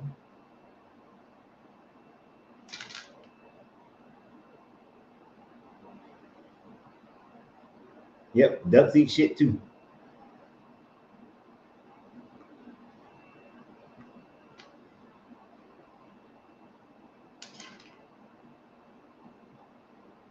No, it doesn't. Every creation has a master. That's only if you're doing the God of the gaps things. Scientifically, we have no idea how the universe is eternal. Let me put it that way. In science, there is no such thing as the universe was created out of nothing. It's just the universe is eternal. From singularity to singularity, it's just eternal. There doesn't have to be a maker.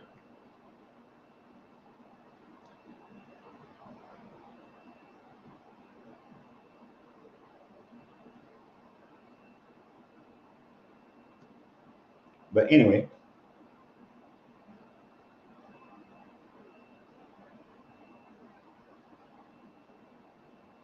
oh, some venison, deer, wild deer, depending upon where they at. And here's the thing about it: depending upon where any animal is and what it's eating, is also going to determine whether or not it's something you should eat or not. So all of them laws are they're very outdated.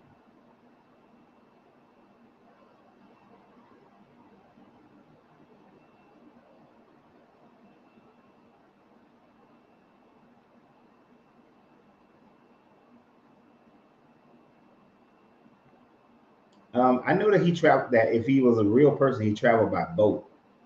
I have no idea. I've never heard Ezekiel say it was like going to be like Atlantis. That would be.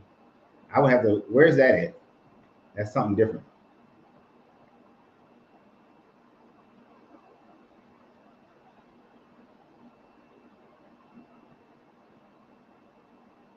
Yeah, since energy can neither be created nor destroyed, which takes away your whole idea of a creator, and that energy has just always been eternal.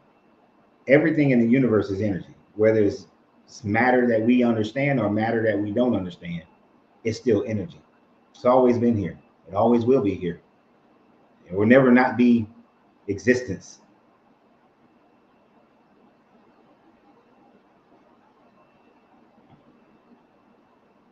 Oh, and then yes, all the bugs that they take. I'm not eating bugs.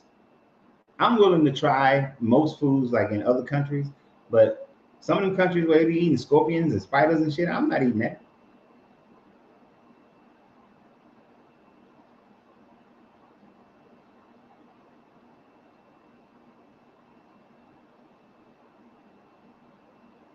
Not eating that at all.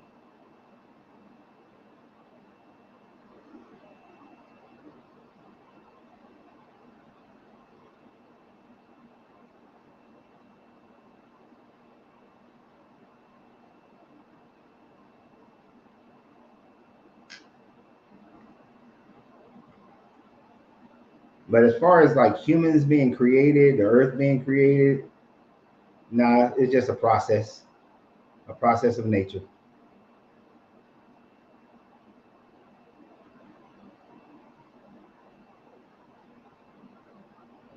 You know what, Boondocks? Don't make me fight you. Don't make me fight you. I can deal with the ground beef part, but when I get some chocolate, especially with some chocolate and some caramel, don't make me fight you.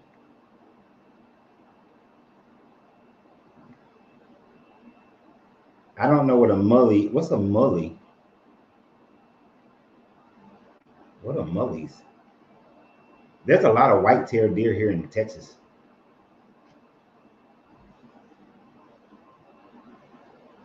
What are mullies? This shit said mummies. Oh, I can. Fish and bait mullies refer to small pelagic bait fish, specifically peaches and sardinopes. I'm not a big fish guy in the first place. I'll eat some cod, grouper if it's fished out of the Gulf. Atlantic grouper I don't like.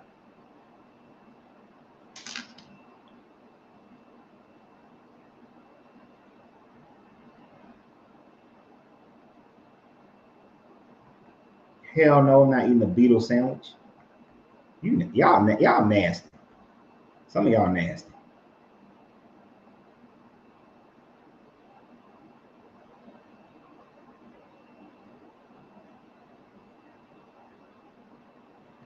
You know, many people don't know that Trauma Land, that lobster was originally for poor people and for prisoners. It took a while to cultivate the idea of lobsters being an expensive item. But I wouldn't eat a lobster anyway. Ain't nothing but a big ass cockroach in the sea. Exactly, Paul. Roaches of the sea.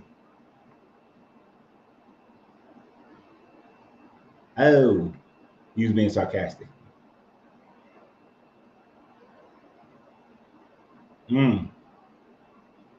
Gotcha.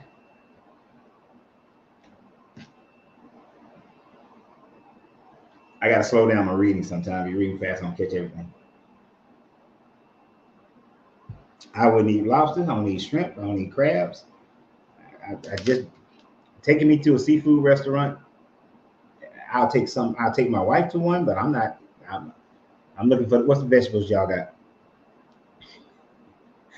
Give me today's vegetables, stir fried. Give me today's vegetables and some potatoes or something.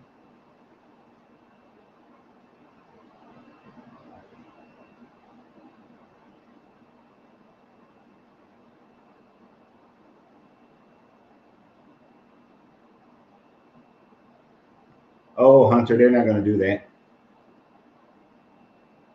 And they would ignore most of their claims. They will ignore most of the information that you bring to them. That's why I typically ignore them. But all those dietary laws are just a whole bunch of, I mean, you got some good stuff in there, but most of it is just a bunch of lies. And most of it is based on what they had in their time frame. Hell, one of the lies that shows that they have no idea of scientific knowledge is that they call bats birds. Bats are not birds. They're marsupials. They're not birds. But to them, a bat was a bird. Anything that flew was a bird.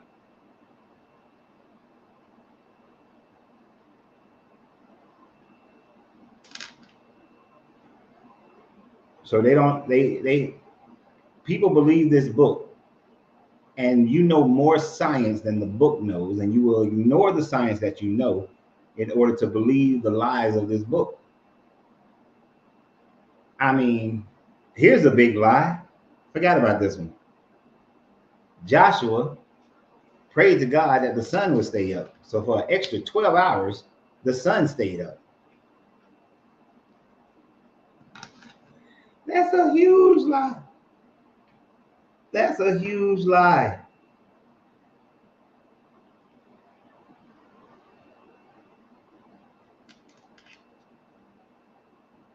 That's one of the biggest lies the book ever tells.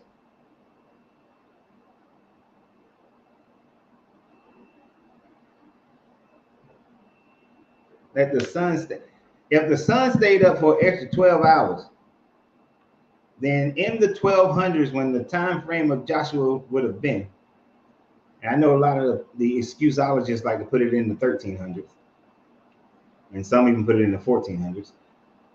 But if in whichever time frame you want to put it, there should be tons of information around the world where other culture was like, damn, this was the longest day ever, or this was the longest night ever.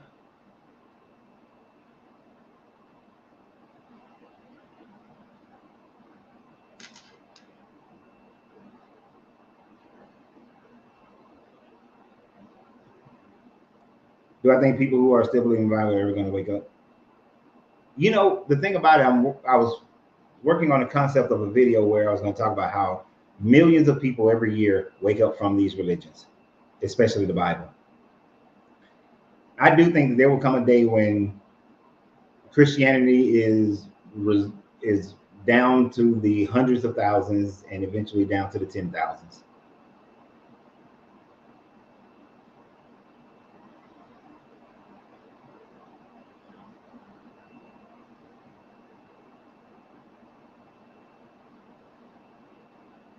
And I would love to be here when that happens. I won't be, but I would love to be here when that happens. Now, it could happen in our lifetime. All we need is some great discovery or the release of, we know that if the Vatican is holding information that would destroy the religion, they're not going to pull it out. So literally you would have to hope for the conquest of Italy, and that whoever conquests Italy, that when they take the Vatican, they would then be of the mindset to release the information that's being held there. So it will have to be some discovery that happens outside and done by somebody who is not fearful of the church.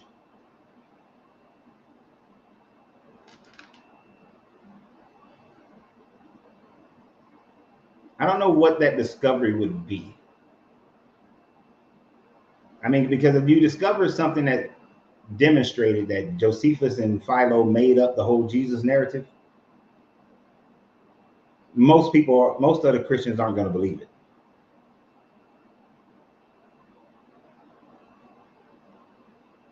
Maybe if some aliens showed up, that might help.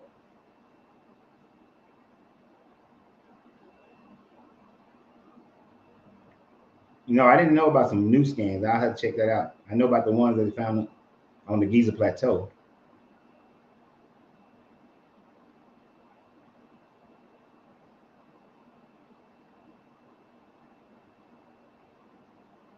Like, what do y'all think would end Christianity, other than people just leaving through study and research and leaving, as many people are leaving constantly and consistently?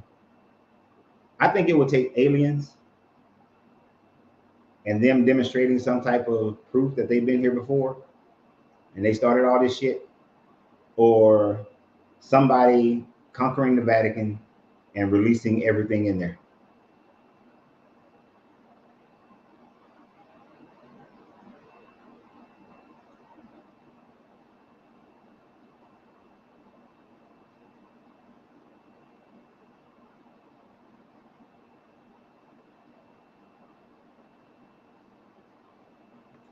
I think people are ready for the contact. I honestly do. I think enough people would be ready for the contact.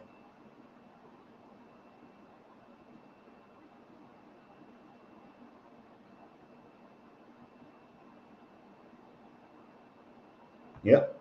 Now, when women turn away from this religion, it's done.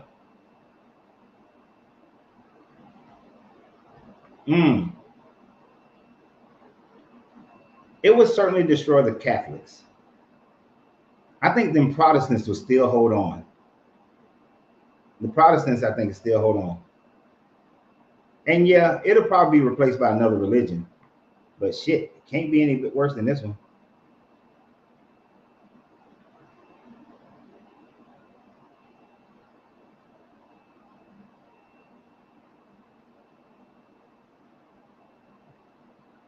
Oh, what? That's a good one. I love my sci-fi. Well, it will first depend upon where they contact. If I was an alien group, I would research the planet, study all our media, and I would contact everybody around the world at the same time. I would show up at all the governments at the same time. I wouldn't just show up in America or show up in China or Russia or England somewhere. I'm gonna have to show up everywhere, you know.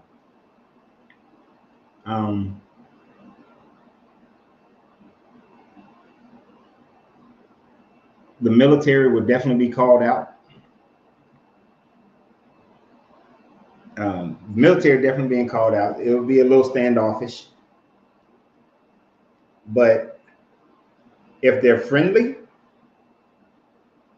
I think they will make overtures to demonstrate that they're friendly. If they're warlike, they're just gonna come here and blow some shit up.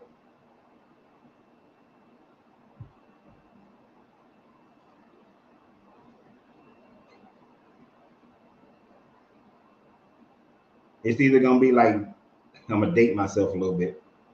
It'll be like how they showed up in the TV series V. not the crazy shit that happened, but how they first showed up, like in V, or it'll be some Independence Day type shit that show up. It ain't gonna be like what are the fourth kind? Is that what that movie's called? Steven Spielberg's movie? I think Spielberg did it. Close Encounters of the Third Kind, Fourth Kind, whatever it was.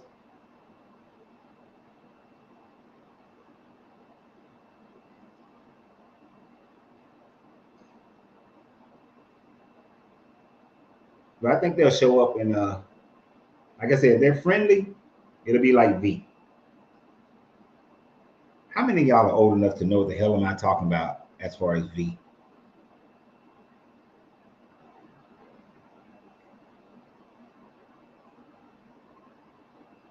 I'm really curious. Am I the only one who know what I'm talking about by V?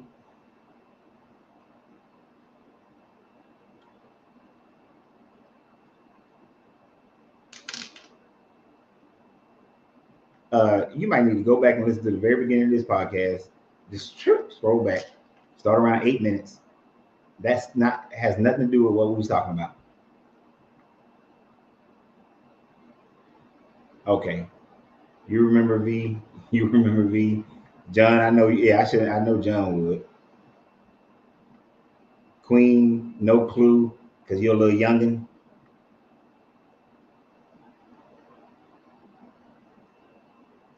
So when the V people came down, they came down because they were in need, kind of refugee style, and they were friendly. They gave us what this energy called blue energy. They helped They helped with medical technology. You know, they came down and they were very giving to the people, uh, to society. Now later on, they turned out to be reptilians, and they actually came here to uh, harvest people so they can have food.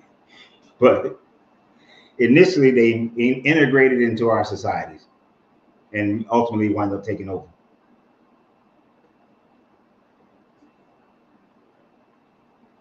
But they came down friendly. Yep, they made the people in the cattle. I watched both versions. I like aspects of both. I like that blue energy that they had in the second one. But yeah, I actually started using that as a term for a while. You know, like I need the aliens to come, or we need to create that blue energy. Stop killing the planet.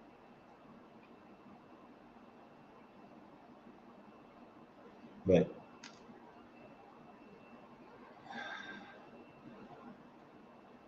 ultimately, any aliens that would come to Earth would see us as being very primitive. So it's going to determine whether they see us as how we look at animals like pets, or if they see us as just another place to conquer.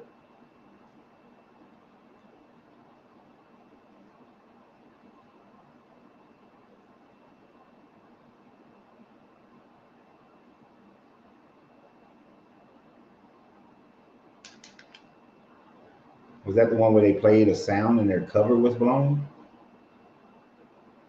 I don't know that one. I know Mars Attack when they played that music and their head blew up. Ah.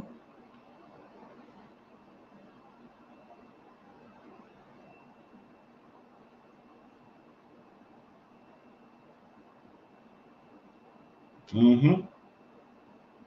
A lot of people don't realize that Freddy Krueger was on V.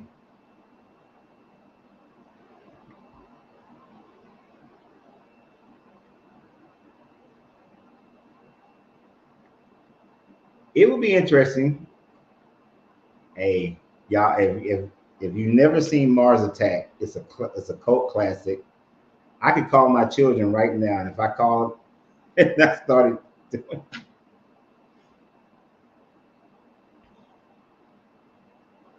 I wonder if she would participate.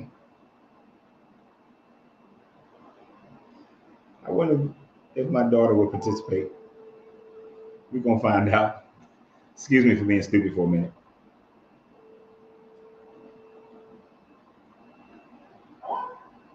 Hey, You okay?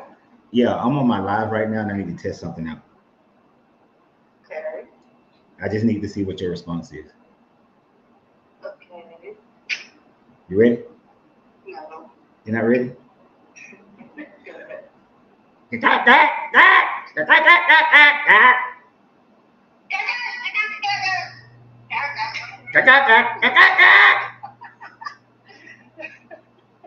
Really? Yeah, really.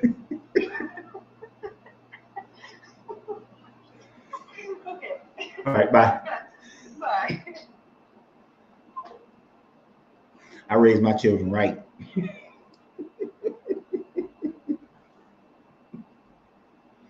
I raised my children right.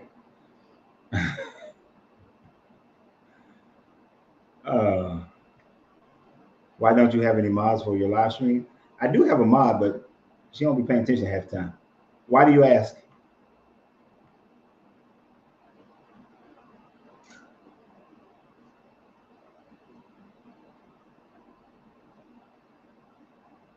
Oh, I hook my children up with all. They know all the old classic movies. Yeah. You see, there was no prep. She knew the assignment. Oh.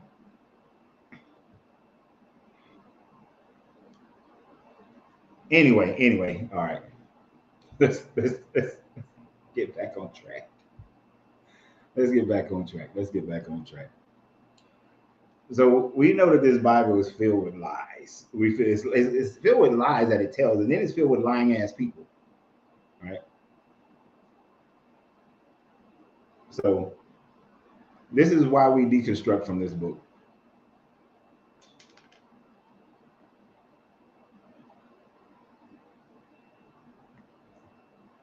Oh, I most certainly do. The judgments that you see in other cultures that were around in that from the sixth century on, that were in the Mediterranean area, they all had parts to play. With the Greeks, the Zoroastrians, and which are the Persians, the Babylonians, the Kemetic, all of their stories, a lot of their ideas were whittled into this storyline. I'm gonna go beyond my cigar right now, mainly because my wife went to the store.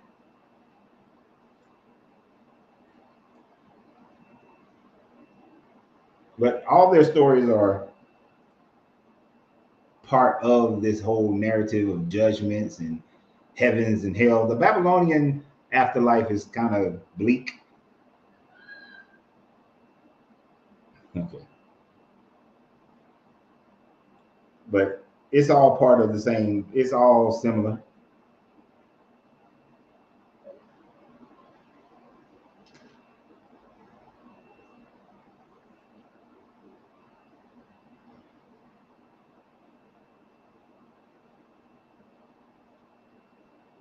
But it has parts of all of these different cosmologies and narratives and hero stories and creation. Their life afters most of them are similar.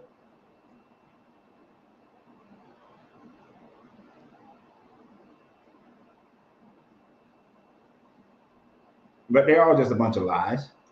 They're what people thought would happen. Yet none of them know exactly what happens. No. It's also a way to keep oppressed people oppressed.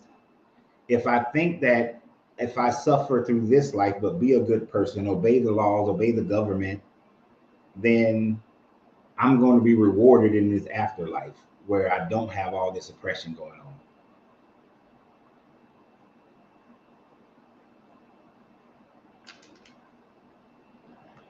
This is a good question. Are there any original ideas in the Bible? Anything original? No. A savior is not original. Heaven and hell is not original. Sacrificing animals, human sacrifice, none of that's original. I mean, maybe some of their holidays are original, but there's really nothing I can think of that's original in the Bible. Nothing original. Have you studied the Quran? Like 30 years ago for about 6 months. So not a lot. I found it just as horrible as the Bible in 30 years ago. Right. The book that says there's nothing new under the sun has an original idea. Ah,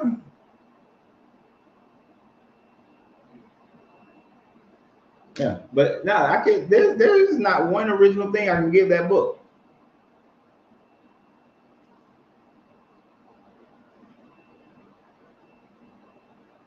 Because you can't claim it to be original when it just takes what somebody else wrote and then give it a Jewish spin, and then later on a Roman uh, Greek spin.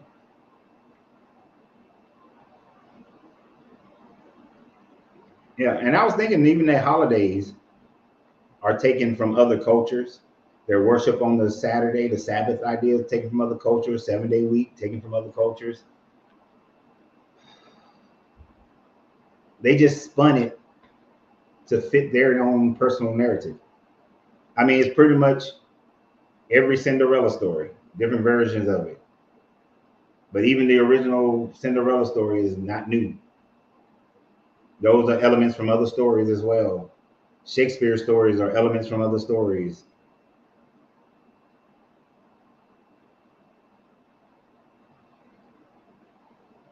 Shit, the only original thing is about 12,000 years ago, somebody looked up and like, oh, the sun come up. It must be a god or something that made it come up. Oh, there's the moon. It shines. It gives its own light. It must be a goddess.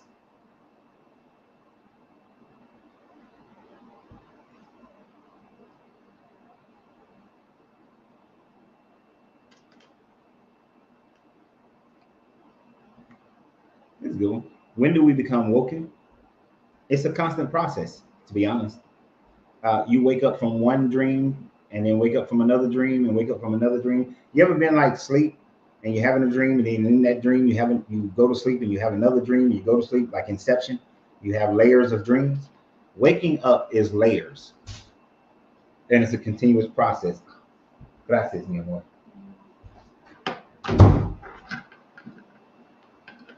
So it's like this continuous process. Because if you ever think that you're fully awakened, you only find that you're still sleeping just some other level.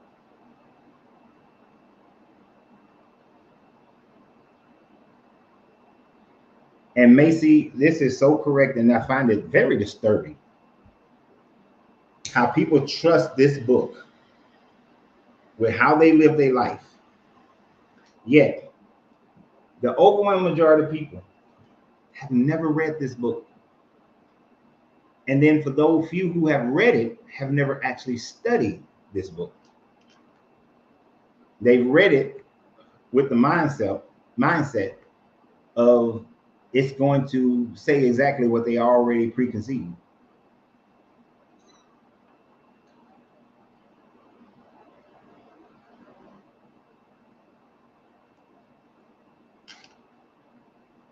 I find that like incredibly troubling. Right? That is just such a troubling ass thought process. And I got family members who are like that. Hell, I'm gonna see some of them Thursday. They believe in this book like nobody's business, yet have never actually read the entire book. And I can definitely say that the people coming, that most likely out of the 7 of them that's coming on Thursday, they've never read this book. Now, I know a couple of them that's coming. Well, I know one of them don't really believe in the book anyway, so they wouldn't read it anyhow.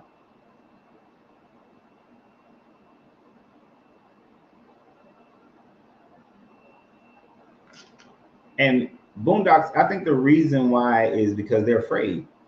They're comfortable in what they've been given, and they're afraid to really study it.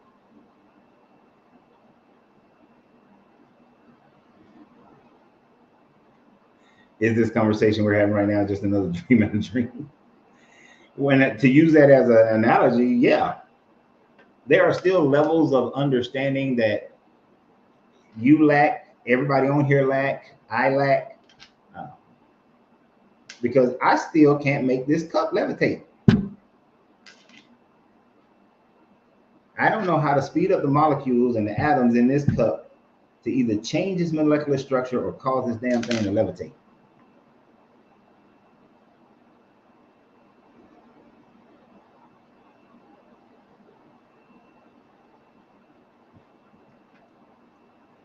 I would never read the Bible. Yeah, if you already don't believe in it, there's no reason to. That's just like when there are some religions I don't even bother to study.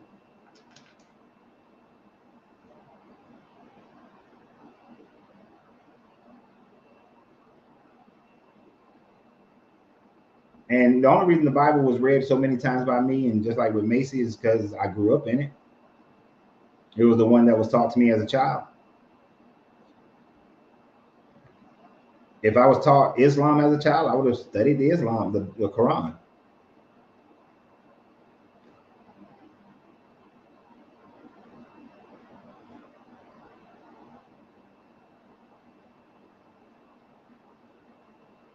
And that's another interesting thing that people don't seem to think about. You are the religion you are because of the parents or the community that you was born around. All these people, oh, I found God when I was in my 30s. You were surrounded by Christianity your whole damn life. I'd like to meet a person who grew up in some village on top of some damn mountain, like in Tibet, and all they ever heard was Buddhism, never heard anything else. And then they had an issue with it and they became Christian and never ever heard of the Bible. Never met a pastor, a missionary, nothing. I like to meet that. I don't think that exists.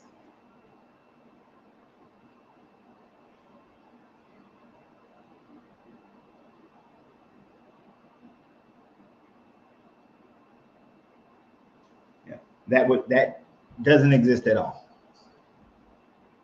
Ain't nobody on the Sentinel Islands jumping on a boat and coming across to India and say, I came here because I realized that Brahma is the way I'm supposed to go.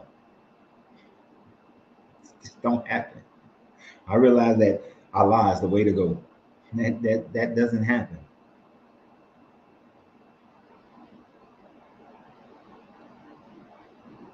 You believe it because you was born into it and born around it. Simple as that. And they'll get fighting mad about you saying that to them.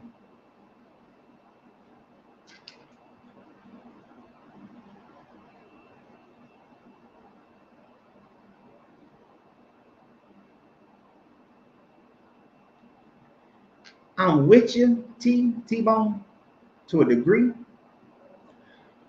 But I honestly think social media is causing more people to walk away from the religion than people to go to the religion, because it has given such an open venue for people like us to be able to come together in community.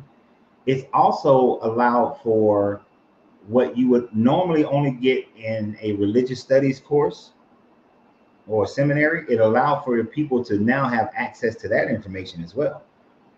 So honestly, I think the big boom that we've seen over the last 20 years in people who have walked away from religions is because of social media. The internet has done more damage to religion than anything else.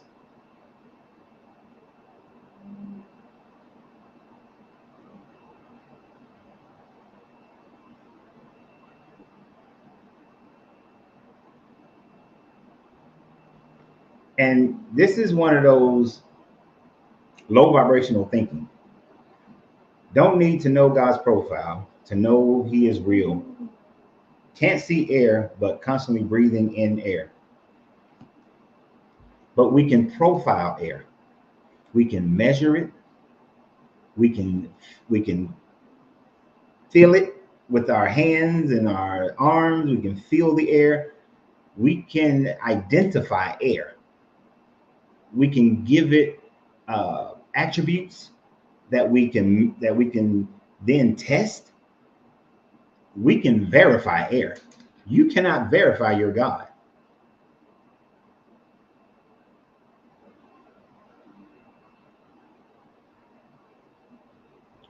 Yeah, I mean those social media preachers are going for people, but they're getting the people who are already believers, and some people are converting over or becoming it. But I think there's more people who are walking away from it. Prove it, prove it, prove it, prove it. You can't prove it, can you? No, I know you can't. Don't even waste your time. You can't prove it. It's all belief.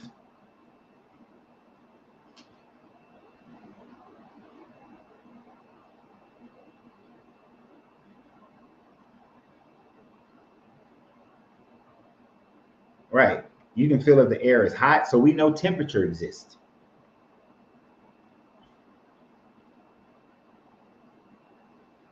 And you're right, Mason. If God got attributes, then it's not God, because you have just limited that God to a certain little book, little container.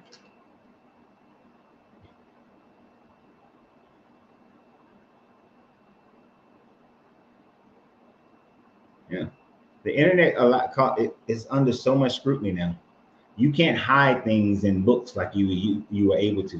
You know, these what I do love, and love the fact that many of the religious studies professors got into social media. You know, so it's not just coming from regular people. But you got it. You got the regular. You got people who from all different levels who are able to express, able to break down, scrutinize this book. You got people, it allows for you to see what's going on in these other countries and see that a lot of the bullshit that they are claiming, they will claim, oh, Mount Ararat, look at it's burned on the mountain. But no, that whole mountain range looks like that because of some volcanic rock. So, that's over, that's done. Oh, we found Noah's Ark. Nope. There's a whole bunch of rock formations like that. And that's done.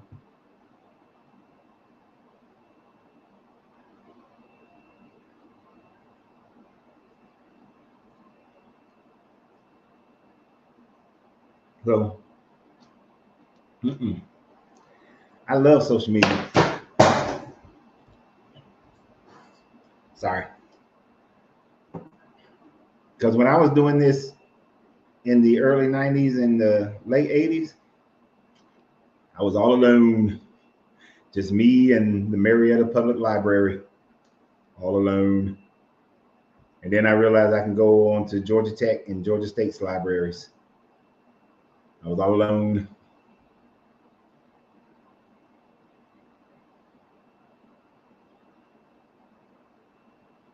Yeah, and a lot of pastors do criticize the people not coming to church because their money getting low. Their money getting low. Now you can. Here's the thing about people in general. People can be like sheep. Whoever is the most popular, they will gravitate towards. Wherever the most people are going, they will gravitate towards that. So a lot of these small pastors and medium-sized pastors are losing out to the bigger pastors.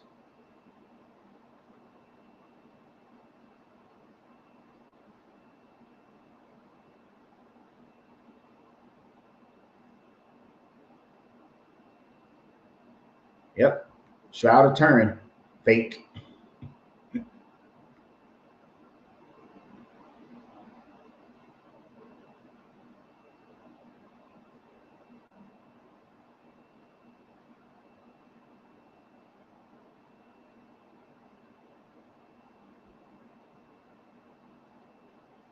A lot of this stuff, it's just the lies that they tell is now open for everybody to know it.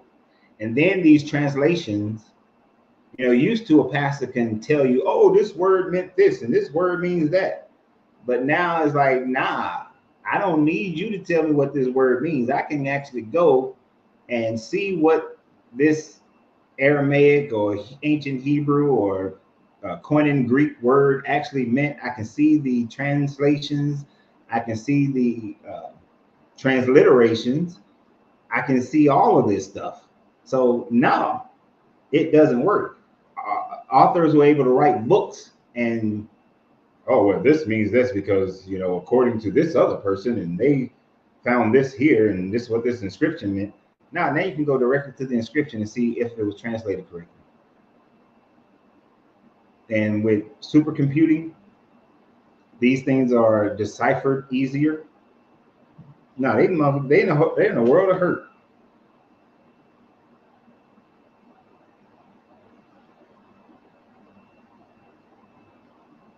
Look at this. Can air be described? Yeah. It's blowing, or it's still, or it's hot, it's cold. It's blowing from it's a northward, in a north direction, south direction, east west direction. If it has humidity and it is thick, you can describe air. Nice try.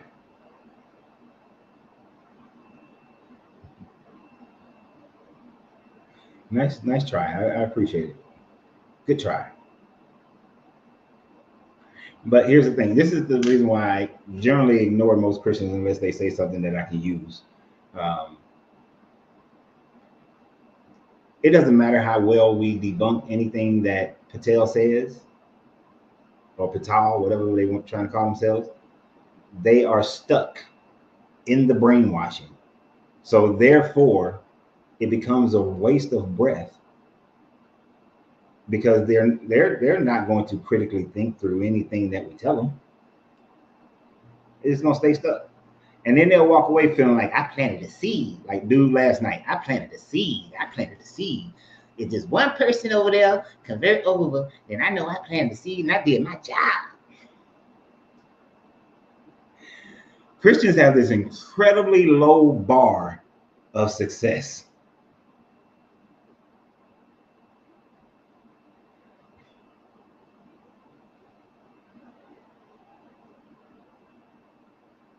Incredibly low bar of success. Their bar of achievement is so low it's not even worth it. But we have reached over the 2-hour mark. Time to go. My cigar is gone. So I appreciate you guys. Tomorrow, what is the next book? I think it's Judges.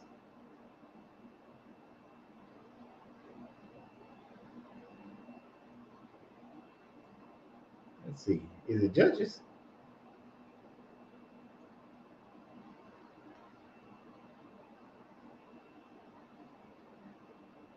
Yeah, I guess we'll continue. I told you, I know where exactly. I know what books I ain't doing.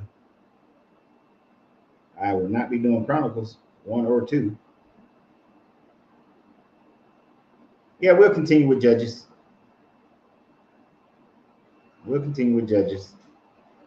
And we got to do Ruth. Got to do Ruth. Yeah. So we'll continue with Judges tomorrow, first and second chapter. I guess I got to read them again. So I appreciate everybody for being here. Look, go buy the shirt. All right, go buy the shirt. Damn it. I thank everybody who supports the channel this way. Thank you for the donations from last night. Appreciate it. For all the members who are on the channel, like Wrath, thank you for being here. All the subscription holders from Facebook, thank you for supporting the channel. I'll announce it more so tomorrow, but I'm going to do a private seminar. Yeah, that means you got to pay for it. Going to do a deep dive into the flood story, a deep scholastic, scholarly level dive into the flood story. It'll be cheap. It'll be cheap because I want to have as many of you guys as possible. We're going to use, I don't know if I can do it privately on Facebook, but I know I can do it privately on YouTube. So if you're not a part of the YouTube channel, you might want to become one if you want to participate. Um, so there'll be more details on that tomorrow. Like I said, it'll be cheap. It'll be cheap. But it will be a private session of a scholarly level dive into the flood story. I want that to be the first one. And we're going to start having those types of sessions throughout the year. So y'all have a great night. And always remember, you have to free yourself to be yourself because your greatness is non-negotiable. Thank you guys for being here and continue to support the channel. Y'all have a great, great evening.